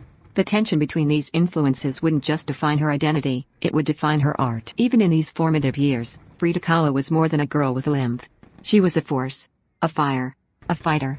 Her pain didn't silence her, it sharpened her voice. Her differences didn't hold her back, they made her unforgettable. The accident that changed everything. In 1925, Frida Kahlo was 18 years old and full of ambition. She had recently left her dream of becoming a doctor behind but hadn't yet discovered the full scope of her destiny as an artist. At the time, she was living a vibrant life in Mexico City, attending classes, spending time with a close-knit group of political and artistic friends, and falling in love with a fellow student, Alejandro Gomez Arias. Frida was intelligent, quick-witted, and full of passion. Though her childhood had been marked by illness, she had grown into a fiercely independent young woman. She had plans, opinions, and a future ahead of her, one that seemed limitless. That illusion shattered on September 17, 1925. It was supposed to be an ordinary afternoon. Frida and Alejandro boarded a wooden bus to head home after school. The bus was crowded and slow, trudging through the narrow streets of Mexico City. Just moments after they sat down, a streetcar crashed violently into the side of the bus. The impact was catastrophic. The vehicle was crushed, passengers thrown like rag dolls. Several people died on the spot. Frida did not die. But what happened to her was so horrific, so brutal, that surviving it was almost miraculous. A metal handrail from the bus impaled her body, entering through her hip and exiting through her pelvis. Her spinal column was broken in 3 places. Her collarbone was fractured. Her right leg was shattered in 11 spots. Her pelvis was crushed. Her right foot was dislocated and completely mangled. Her abdomen and uterus were pierced. As she lay in the wreckage, bleeding and barely conscious, her clothes were torn and soaked in blood, mixed with gold dust that had spilled from a nearby passenger's shopping bag. Witnesses later said she looked like a broken doll dipped in glitter. Doctors were certain she wouldn't make it. But she did. Not only did she survive the initial trauma, but she also lived through months of excruciating recovery, multiple surgeries, and endless complications. She was bedridden for weeks, then strapped into a full-body plaster corset to immobilize her spine. She could barely move. She was in constant pain. The girl who once planned to heal others now had to fight for her own life. The physical pain was unimaginable. But for Frida, the emotional toll was just as devastating. Her body had been irrevocably altered. Her dreams of becoming a doctor were gone. Her romantic relationship with Alejandro faltered under the strain. Her future, once so full of possibility, now looked like an endless stretch of suffering. She was isolated, angry, and heartbroken. But she was also alive, and it was during this time of darkness that something extraordinary began to happen. Confined to her bed, surrounded by mirrors mounted on the ceiling and walls, Frida started to paint. Her parents built a special easel that allowed her to work while lying down. With nowhere to go and nothing to lose, she turned her gaze inward. She painted what she saw in the mirror, herself. Her face became her first subject, her pain her first palette. In later years, Frida would say, "I paint myself because I am so often alone and because I am the subject I know best." This was not vanity, it was survival. Her first self-portraits were raw and expressive, simple in form but deep in emotion. They weren't just pictures. They were declarations. I am here. I exist. I am more than this pain. The bus accident didn't just change Frida's body. It changed the course of her life. It pushed her inward, forced her to explore the boundaries of her mind, and gave her the urgency to express what words couldn't hold. Before the accident, Frida had been passionate and political. After the accident, she became ferociously introspective and unapologetically honest. There was no room for pretense. In many ways, the trauma birthed the artist. Over the next few years, as she continued to recover, Frida painted prolifically. Her early works were intimate, filled with symbolism, rich colors, and emotional weight. Even when her body failed her, her spirit persisted. Each brushstroke became an act of rebellion, a way to claim space in a world that had tried to destroy her. But survival came with a price. Frida would suffer from chronic pain for the rest of her life. The injuries to her spine and pelvis made it difficult for her to walk, to stand, or to bear children. The metal rod that tore through her uterus likely caused the miscarriages that would haunt her for decades. Her medical records became a tragic diary of surgeries, corsets, braces, and relentless agony. Yet through it all, she painted what the world later came to know as the signature Frida Kahlo style, a mix of surrealism, symbolism, and Mexican folk art, began in that bed, in that moment of ruin. Her work became a living testimony of her resilience, her suffering, and her unbreakable sense of self. Painting as therapy, painting as voice. The months after the accident moved slowly, painfully, and with a kind of stillness that could drive the strongest mind to despair. Frida Kahlo, once so full of energy and motion, was now confined to a bed, trapped in a broken body stitched together by surgeries, corsets, and steel rods.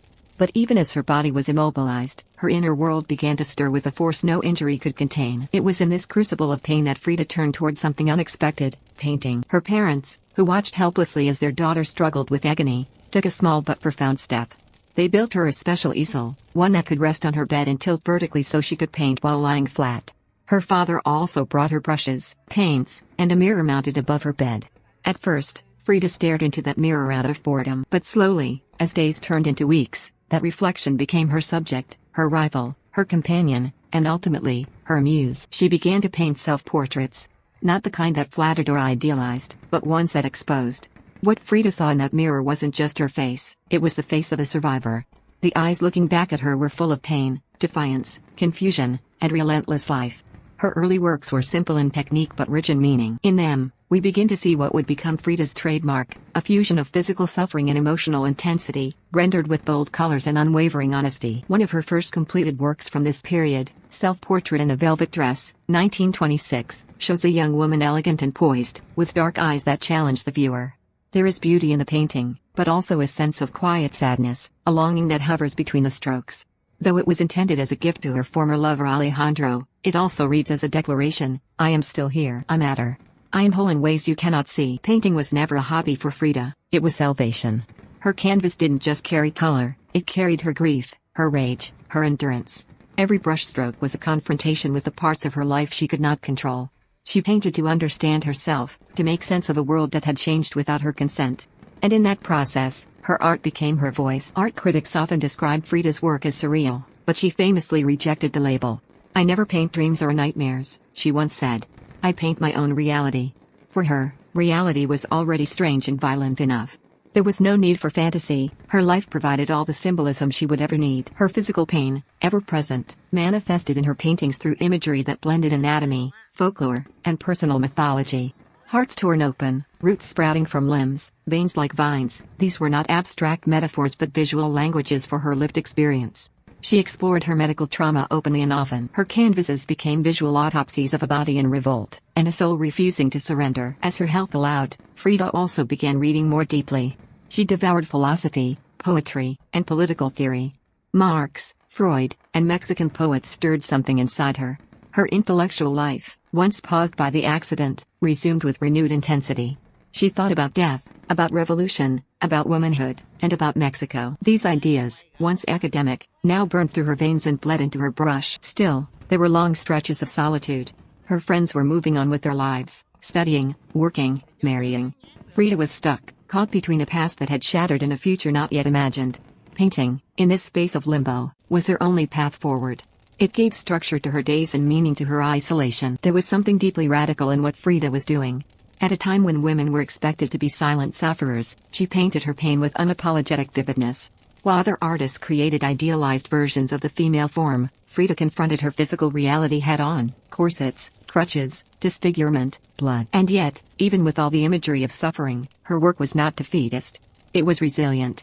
She painted her scars not to be pitied, but to be seen. Frida didn't know it then, but she was inventing something entirely new, a way to merge biography and painting, body and soul, womanhood and politics. She didn't separate her life from her art. Her life was the art. As the years passed, she would refine her style. She would absorb Mexican folk traditions, Catholic symbolism, indigenous colors, and European techniques. But the raw emotional honesty that she developed in that bed, when she was broken and unsure and painting just to survive, would never leave her work. It would become her most powerful tool. And more importantly, it gave her agency. She could not undo the accident. She could not repair her uterus or unshatter her spine. But she could turn that trauma into color, into texture, into truth. Each portrait became a declaration of existence, not just as a woman or a Mexican, but as someone who refused to disappear into a silence of her suffering. Her art said, "This is me. This is what it looks like to live with pain. And this is what it means to fight back, not with swords, but with brushes." By the time Frida was strong enough to walk again, slowly and with a cane, she was no longer the same girl. The world had broken her, and in response, she had created one of her own. A tumultuous love, Diego Rivera. By the late 1920s, Frida Kahlo had moved beyond the immediate shadows of her accident, emerging as a young artist with a bold and unmistakable voice. But it was not just her art that would define this period of her life, it was also a love that would be as intense, complicated, and bruising as the brush strokes on her canvases. In 1929, Frida married Diego Rivera, already Mexico's most renowned and celebrated muralist. Diego was a towering figure in the art world, both literally and figuratively. His massive stature, booming personality, and political fervor made him a force to be reckoned with. At 43, he was nearly twice Frida's age, a man whose fame and career cast a long shadow. Yet, there was something about Frida's fierce spirit and originality that captivated him. Their meeting felt almost inevitable, a collision of two strong, passionate souls shaped by the same country's turmoil, culture, and revolutionary ideals. Diego was a member of the Mexican Communist Party, deeply committed to social justice and national identity. Frida, equally politically engaged, found in Diego not only a lover but a mentor, a protector, and a catalyst for her artistic evolution. But from the very beginning, their relationship was far from simple. Diego's personality was larger than life, as magnetic as it was volatile. Their marriage was a whirlwind of passion and conflict, a constant oscillation between tenderness and tempest. Diego was openly unfaithful, carrying on affairs with other women, some of whom were close friends of Frida. The betrayals cut deeply, cutting across the fragile hope Frida held for love and stability. Yet, Frida was not a woman to silently endure. She confronted Diego's infidelities head-on, responding with a mix of heartbreak and fiery independence. She too engaged in affairs, refusing to be defined by conventional roles or expectations. Their love was not the gentle kind, it was a battlefield marked by jealousy, raw emotions, and repeated heartbreak. Despite the chaos, Diego encouraged Frida's art in ways few others did. He recognized her talent and pushed her to pursue it seriously. Under his influence, Frida began to integrate broader themes of Mexican identity, folklore, and politics into her work. Diego introduced her to prominent intellectuals, artists, and political figures, expanding her world far beyond her small circle. Frida's paintings during these years often reflected the tumult of her marriage, interweaving symbols of love and pain, union and division, hope and despair. Works like The Two Fridas, 1939, arguably her most famous self-portrait, visually express the fractured identity she experienced as both a lover and an individual, two halves of herself connected and torn apart. Interestingly, Frida once famously said that there were two major accidents in her life, the bus accident and Diego Rivera. While the first physically scarred her, the second emotionally shaped her in profound and lasting ways. Diego was both muse and tormentor, source of strength and source of sorrow. Their relationship was a crucible that forged much of the emotional intensity and complexity found in Frida's art. The couple's political lives were also deeply intertwined. Both were committed communists, engaged in a struggle for social change in Mexico and beyond. Their activism was inseparable from their artistic endeavors. Diego's murals, grand and public, celebrated the working class and indigenous heritage. Frida's work, though smaller in scale, carried equally revolutionary messages about gender, identity, suffering, and resilience. Their life together was marked by frequent separations, partly due to Diego's work and partly due to the emotional storms that buffeted their marriage. Frida traveled to the United States with Diego, where she experienced feelings of alienation and homesickness but also encountered new artistic influences. The cultural dissonance of being a proud Mexican artist in a foreign land deepened her sense of identity and intensified her commitment to expressing her roots. Back in Mexico, their home, Casa Azul, the Blue House, became a vibrant center of creativity, politics, and friendship. It was both sanctuary and stage for their complicated lives. Surrounded by Mexican folk art, indigenous crafts, and political icons, Frida developed her unique visual language, one that blended personal pain with cultural pride. Despite the hardships, their connection endured for decades. Their marriage was formally dissolved in 1939 but rekindled a year later. This cyclical pattern of union and separation reflected the passionate but often destructive nature of their bond. Frida and Diego's relationship was more than just a romantic saga. It was a profound exploration of love's complexity, the tensions between creativity and chaos, and the struggle for identity and autonomy within intimacy. For Frida, loving Diego Rivera was as much a source of inspiration as it was of anguish. Their love story would continue to captivate the world long after both had passed, emblematic of the very contradictions that make human relationships so powerful. In the end, Frida Kahlo's life and art cannot be understood without Diego Rivera. He was her greatest influence and her most painful challenge. Their intertwined destinies reflect the collision of Mexico's past and future, the personal and political, the beauty and brutality of life itself. Time in the U.S. and cultural identity. After marrying Diego Rivera, Frida Kahlo's life took her far beyond the vibrant streets and colors of Mexico City. Diego's ambitious projects led them across the border into the United States, where the two artists would live and work in cities like San Francisco, Detroit, and New York. This chapter of Frida's life, marked by geographic dislocation, brought new challenges, new insights, and a deepening of the themes that would come to define her work. From the moment Frida set foot in the United States, she felt a palpable sense of alienation. America in the 1930s was a world apart from the Mexico she knew. The language, the customs, the urban landscapes, and the social attitudes all felt foreign and, at times, hostile. For Frida, who wore her Mexican identity like a badge of honor, this cultural distance was a constant reminder of her outsider status. While Diego was embraced as a celebrity muralist, earning commissions that brought him fame and fortune, Frida's own work initially struggled to find a foothold in the American art scene. Despite her undeniable talent, she was often overshadowed by Diego's larger-than-life persona. The art world in the U.S. at that time was dominated by different aesthetics and politics, and her deeply personal, often painful style did not easily fit into prevailing trends. This tension intensified her feelings of isolation. Frida was often homesick, missing the warmth of Mexican culture, the colors, the smells, the music, and the traditions that had shaped her since childhood. At the same time, she was caught in the complicated role of a political artist trying to make sense of two very different worlds. It was in this liminal space, between Mexico and the United States, between belonging and estrangement, that Frida's art took on new layers of meaning. Her paintings from this period are some of her most haunting and emotionally charged works. They pulse with loneliness, longing, and a fierce assertion of cultural pride. One of the most poignant examples is her painting Henry Ford Hospital, 1932, created during her time in Detroit. This work starkly reveals Frida's physical and emotional pain following a miscarriage. In the painting, Frida lies on a hospital bed surrounded by surreal, symbolic images, a fetus, a pelvic bone, a snail, and a flower, floating around her like haunting reminders of loss and fragility. The imagery is visceral and unflinching, capturing not only her personal suffering but also the alienation of being far from home during her darkest moments. Despite the hardships, Frida's time in the U.S. also exposed her to new artistic currents and communities. She connected with leftist intellectuals, fellow Mexican expatriates, and American artists who admired her work. She exhibited in galleries, met figures such as Georgia O'Keeffe, and even caught the attention of collectors and critics intrigued by her unique voice. Yet, it was her Mexican heritage that remained the core of her identity and creativity. During this period, Frida's paintings increasingly incorporated powerful symbols from Mexican culture, bright textiles, pre-Columbian motifs, religious iconography, and folk art traditions. These elements were not just decorative, they were acts of cultural resistance and affirmation. In a country that often exoticized or misunderstood Mexican culture, Frida reclaimed it on her own terms.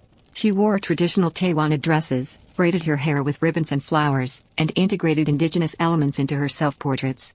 This visual language asserted a proud, complex identity, one that refused to be erased or simplified. Her work from the U.S. years is a testament to the struggle for belonging that so many immigrants and exiles know well.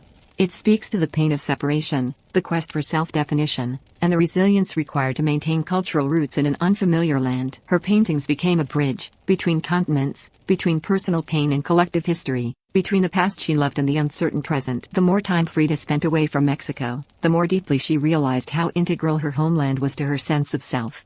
Her art during this time is like a visual diary of longing, sometimes melancholic, sometimes defiant, always honest. It reveals a woman grappling with loss and displacement but fiercely connected to her heritage. In many ways, these years shaped Frida's legacy. Her ability to merge the intensely personal with the culturally specific made her work resonate far beyond Mexico's borders. She became not only a symbol of Mexican identity but also a universal icon of strength, pain, and authenticity. When Frida and Diego eventually returned to Mexico, she brought back with her a sharpened artistic vision and an even stronger commitment to her roots. Her time in the United States, while fraught with difficulties, had deepened her understanding of who she was, and who she wanted to be, as an artist and as a woman. In the end, Frida Kahlo's experience in the U.S. highlights the complex interplay between displacement and identity, how distance can both wound and clarify, how culture can be both a comfort and a battleground. Her art from this period remains a powerful reminder of the ways in which we carry our heritage with us, no matter where life takes us. Returning home and finding her style. After years of living abroad and grappling with both personal and artistic challenges, Frida Kahlo finally returned to Mexico, her true home and the wellspring of her identity. This return marked a pivotal turning point in her life and career. Freed from the alienation she had felt in the United States and emboldened by her experiences, Frida began to fully develop and embrace the artistic style that would ultimately make her an icon, not just in Mexico, but around the world. Mexico welcomed her back not just as a native daughter but as a burgeoning artist with a unique and powerful vision. She took up residence once again in the Blue House, Casa Azul, in Coyoacán, a vibrant neighborhood on the outskirts of Mexico City. This blue-walled home would become much more than a place to live. It became a sanctuary, a studio, and a symbol of her life and legacy. In this beloved Casa Azul, Frida surrounded herself with the colors and textures of Mexico, bright textiles, indigenous crafts, and folk art. She nurtured her connection to Mexican culture not only through her environment but also through her own personal style. Frida adopted the traditional Tehuana dress, a striking regional costume from the Isthmus of Tehuantepec, which she wore proudly and frequently. The bold patterns, flowing skirts, and elaborate braided hairstyles adorned with ribbons and fresh flowers became part of her unmistakable public image. But this was more than fashion or cultural homage, it was a declaration of identity and defiance. In a world that often sought to diminish or stereotype Mexican culture, Frida reclaimed her heritage as a source of strength and pride. Her appearance was an extension of her art, a living canvas that expressed the complexity of her identity, indigenous roots, womanhood, and resilience. Artistically, Frida's return to Mexico signaled the full flowering of her style, a brilliant, evocative fusion of surrealism, Mexican folk traditions, and deeply personal symbolism. While many have labeled her a surrealist, Frida herself resisted this classification, insisting that she did not paint dreams but her own reality. Her paintings often depict raw and painful truths about her body, her emotions, and her experiences, all filtered through the lens of Mexican cultural motifs. Her work from this period is characterized by vivid colors, bold lines, and a striking interplay of symbolism and narrative. Frida's self-portraits, in particular, stand out as complex visual stories. They often feature elements from Mexican mythology, Catholic iconography, and indigenous traditions, woven together with intimate details from her own life, her physical suffering, her love and heartbreak, and her fierce independence. In The Two Fridas, 1939, painted shortly after her first divorce from Diego Rivera, she presents a dual image of herself, one dressed in European attire, the other in traditional Tehuana dress, holding hands yet separated by a visible artery. This painting vividly captures her struggle between different cultural identities and emotional states, and it remains one of her most iconic and studied works. Casa Azul was more than a home, it was a living testament to Frida's creative spirit. Filled with vibrant colors, plants, Mexican art, and the personal artifacts that told the story of her life, the house became a symbol of her artistic world. She painted many of her works within its walls, turning the space into a creative refuge amid the ongoing challenges of her health and personal life. Frida's body, marked by lifelong pain and injury, was also a central theme in her art and identity. She used her own physical experiences as raw material for her paintings, transforming suffering into powerful visual metaphors. In this way, her body became both subject and canvas, a living emblem of endurance and self-expression. Through her unique style, Frida challenged traditional notions of beauty, femininity, and Mexican identity. She embraced imperfection and pain, portraying herself with unflinching honesty, thick eyebrows, mustache, scars, and all. Her unapologetic self-representation was revolutionary, especially for women artists of her time. Her embrace of indigenous culture extended beyond aesthetics to political and social statements. Frida celebrated the history and dignity of Mexico's native peoples, often positioning herself within this lineage through her art and public persona. In doing so, she contributed to a broader movement of cultural nationalism that sought to redefine Mexican identity in the post-revolutionary era. Despite ongoing health struggles and the complexities of her marriage to Diego Rivera, Frida's artistic output flourished. Her paintings gained increasing recognition both in Mexico and internationally, solidifying her reputation as a bold and original voice. Ultimately, Frida Kahlo's return to Mexico and the development of her distinctive style was a profound act of self-realization. It was a reclaiming of her narrative and her culture, a celebration of both vulnerability and strength. The Casa Azul, her wardrobe, and her paintings together created a cohesive and powerful statement of identity that continues to inspire and resonate today. Physical pain and creative resilience. Frida Kahlo's life was marked not only by extraordinary artistic brilliance but also by relentless physical suffering. From her earliest years, her body was a battleground, enduring pain that most could scarcely imagine.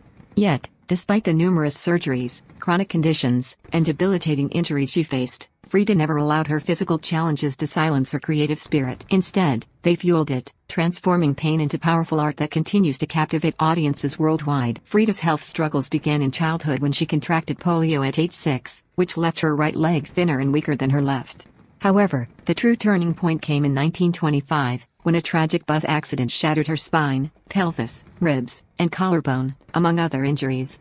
Doctors warned her she might never walk again. The months of recovery were grueling, forcing her into long periods of immobility and isolation. But these hardships only strengthened her determination to live and to create. Over the next 3 decades, Frida would endure more than 30 surgeries. Each procedure brought hope of relief, but also fresh trauma. The damage from the accident caused her endless pain, nerve damage, and infections. In her later years, complications from gangrene resulted in the amputation of part of her right leg. Despite this, Frida's resilience never wavered. She continued to paint even from her hospital bed, sometimes lying down or propped up by pillows, using a special easel designed for her unique needs. Pain was a constant companion, but it was also a source of raw inspiration. Frida's art became a direct reflection of her suffering, both physical and emotional. She refused to mask or soften the truth of her experiences. Instead, her paintings confront the viewer with unfiltered images of wounds, scars, and bodily fragility. Through this honest portrayal, Frida broke taboos surrounding illness, disability, and female pain, making the invisible visible. One of the most striking aspects of Frida's creative resilience is how her work grew more intense and defiant over time. While earlier pieces might explore her suffering with a tentative touch, her later paintings embrace pain as a core part of her identity. She wove her body's wounds into symbolic narratives, blending personal torment with universal themes of mortality, endurance, and transformation. In works like The Broken Column, 1944, Frida depicts herself as a fractured figure split open to reveal a crumbling ionic column where her spine should be, nails piercing her flesh, tears streaming down her face. The barren desert landscape behind her echoes the isolation she felt. This image captures the paradox of vulnerability and strength, her body broken, yet her spirit unyielding. Her resilience was not only physical but also psychological. The ongoing pain and limitations she faced could have led to despair or withdrawal. Instead, Frida channeled her emotions into her art, making her creative process a form of survival.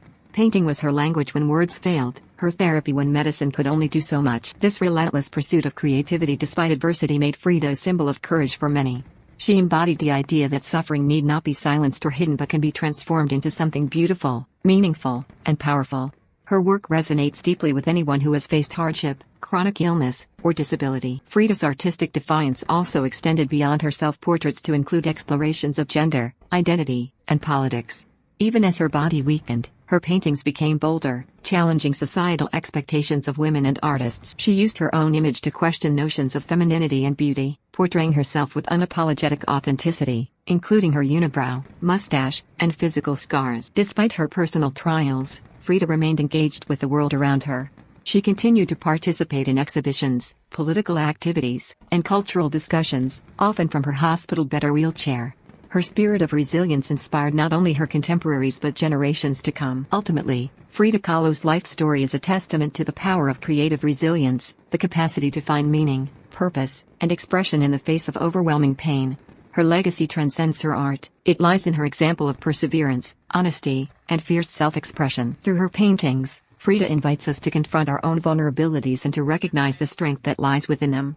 Her journey reminds us that art can be both a mirror and a healing force, a way to transform suffering into beauty, and pain into enduring power. Politics and purpose. Frida Kahlo was much more than an artist known for her vivid self-portraits and striking exploration of pain. She was also a fiercely political figure whose beliefs and activism shaped her life and work. Her commitment to political ideals was as intense and uncompromising as her approach to art. For Frida, the two were inseparable. Art was not only a form of personal expression but also a powerful tool for social change and resistance. From early on, Frida embraced communism, identifying with its ideals of equality, justice, and solidarity with the oppressed. Living through the turbulent times of the Mexican Revolution's aftermath and the global rise of political ideologies, she saw firsthand the struggles faced by workers, indigenous peoples, and women. These realities deeply influenced her worldview and infused her creative output with a sense of purpose beyond aesthetics. Frida's political convictions were not confined to private belief, they were boldly public and unapologetic. She engaged actively with Mexico's Communist Party, attended rallies, and opened her home to prominent leftist intellectuals, artists, and activists, including the likes of Leon Trotsky during his exile. Her passionate engagement with political discourse was intertwined with her personal relationships and artistic collaborations. Her marriage to Diego Rivera, a leading figure in Mexican muralism and a prominent communist, also positioned her at the heart of political and cultural debates. Together, they championed indigenous rights, workers' struggles, and anti-imperialist causes. Yet Frida maintained her distinct voice and identity, using her art to challenge power structures from a uniquely personal and feminist perspective. Frida's art became a form of political commentary, often directly confronting issues of colonialism, social inequality, and national identity. She believed that art should serve the people, not just the elite or the privileged few. Her paintings frequently incorporated Mexican indigenous symbols, revolutionary imagery, and critiques of capitalist exploitation. Through this symbolism, she sought to reconnect Mexican culture with its roots and empower those marginalized by history. One of her notable politically charged works is Self-Portrait on the Borderline Between Mexico and the United States, 1932. This painting visually contrasts the industrialized, mechanized world of the United States with the rich, natural, and indigenous traditions of Mexico. It reflects her deep ambivalence about modernity and imperialism, as well as her pride in Mexican heritage. Through vivid imagery, she exposes the cultural tensions and economic disparities she witnessed firsthand. Frida also used her art to express her feminist ideals, challenging traditional gender roles and celebrating female strength and autonomy. Her unapologetic self-portraits, with unibrow and mustache intact, disrupted conventional standards of beauty and femininity. In this way, she asserted a political stance on identity, body autonomy, and the right to define oneself outside patriarchal norms. Despite her health struggles, Frida remained an outspoken activist. She spoke out against fascism, imperialism, and social injustice at a time when such positions could be risky, especially for a woman artist. Her political courage was part of her broader resilience, a determination to live and create on her own terms. Frida's political legacy is inseparable from her artistic one. Her life and work exemplify how art can serve as both personal therapy and collective resistance. She wielded her brush like a weapon, confronting pain, injustice, and oppression with vivid color and fierce honesty.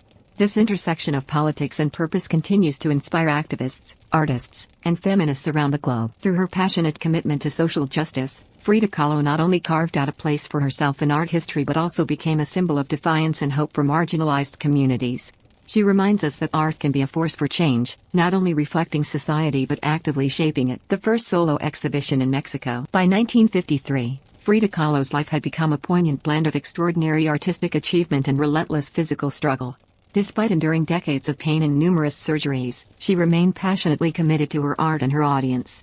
That year marked a historic milestone, Frida's first solo exhibition in Mexico City. It was an event that not only celebrated her unique artistic vision but also underscored her indomitable spirit. The road to this exhibition was paved with hardship. Frida's health had deteriorated significantly. Years of complications from her bus accident and multiple surgeries culminated in severe mobility issues.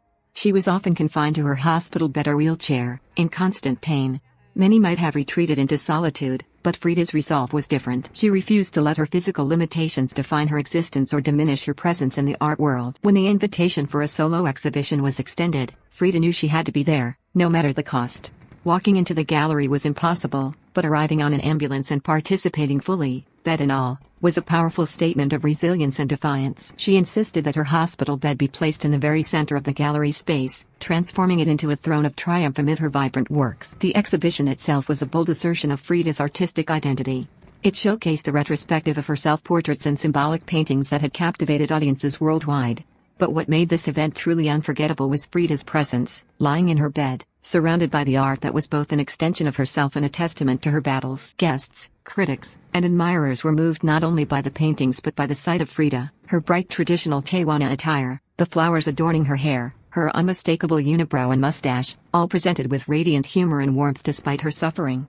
She laughed, toasted to art and life, and engaged with visitors, defying expectations of illness and frailty. This exhibition was more than a showcase, it was a living symbol of Frida's belief that art transcends the physical body. Even as her own body was weakened and broken, her creative energy remained vibrant and commanding.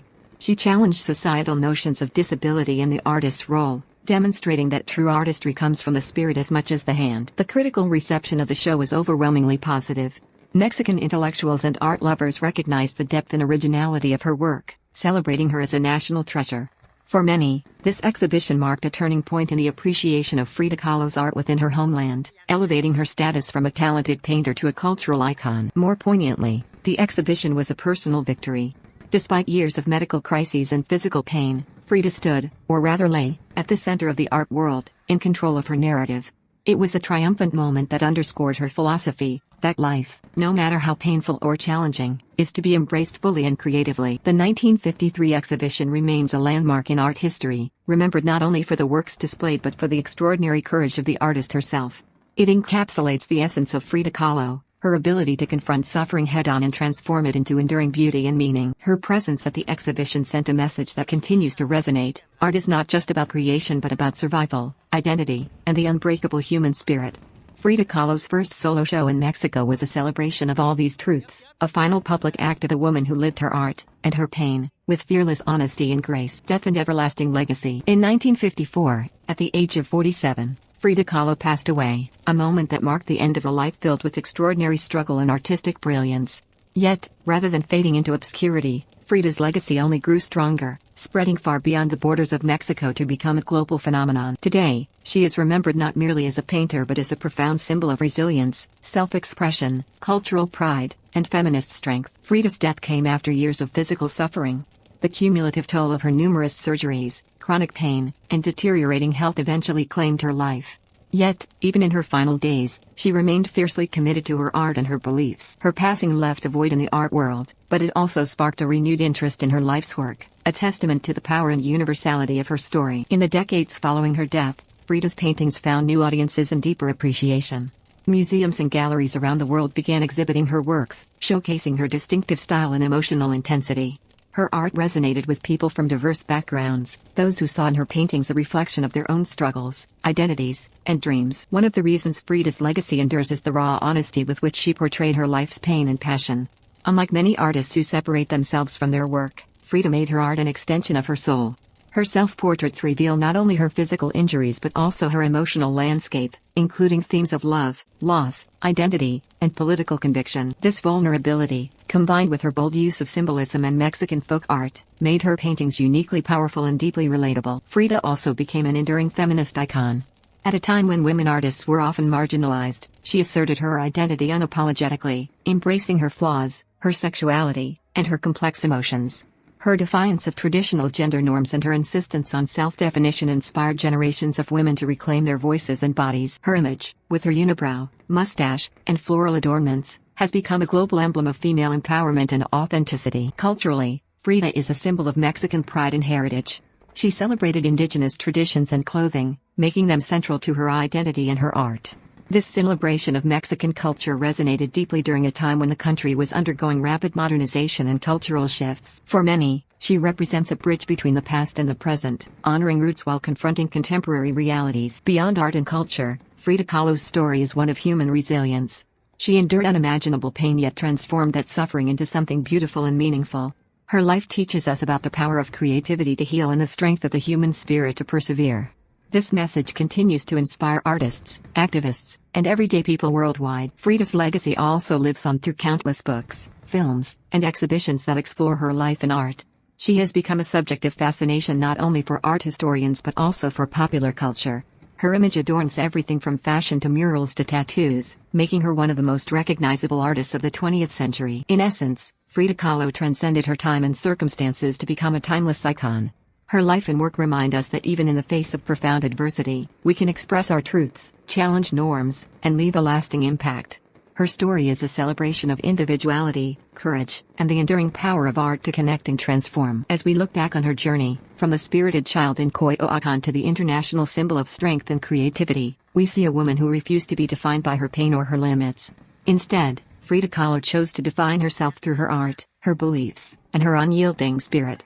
That choice continues to inspire and empower millions around the world, making her legacy truly everlasting. Frida Kahlo, the cultural icon. Frida Kahlo's name has become synonymous with boldness, resilience, and unapologetic self-expression. Her unmistakable image, characterized by her thick, expressive eyebrows, intricately braided hair adorned with colorful flowers, and her vibrant traditional Mexican clothing, has transcended the art world to become a global cultural symbol. From fashion runways to tattoo studios, from political protests to popular media, Frida's likeness is everywhere, representing a spirit that refuses to be silenced or marginalized. But Frida's iconic status didn't emerge overnight. It grew from a lifetime of living vividly and courageously, despite overwhelming challenges. Her physical suffering, emotional struggles, and complex personal relationships shaped a woman whose life was as compelling as her paintings. Yet, it was her fierce honesty and refusal to conform that truly set her apart, making her story resonate deeply with people around the world. Frida's look itself is a powerful statement. Her strong, connected eyebrows challenged traditional notions of female beauty. While many women were pressured to adhere to delicate, conventional standards, Frida embraced her natural features, celebrating her uniqueness. Her braided hair, often intertwined with bright flowers, paid homage to indigenous Mexican culture and symbolized fertility, vitality, and connection to the earth.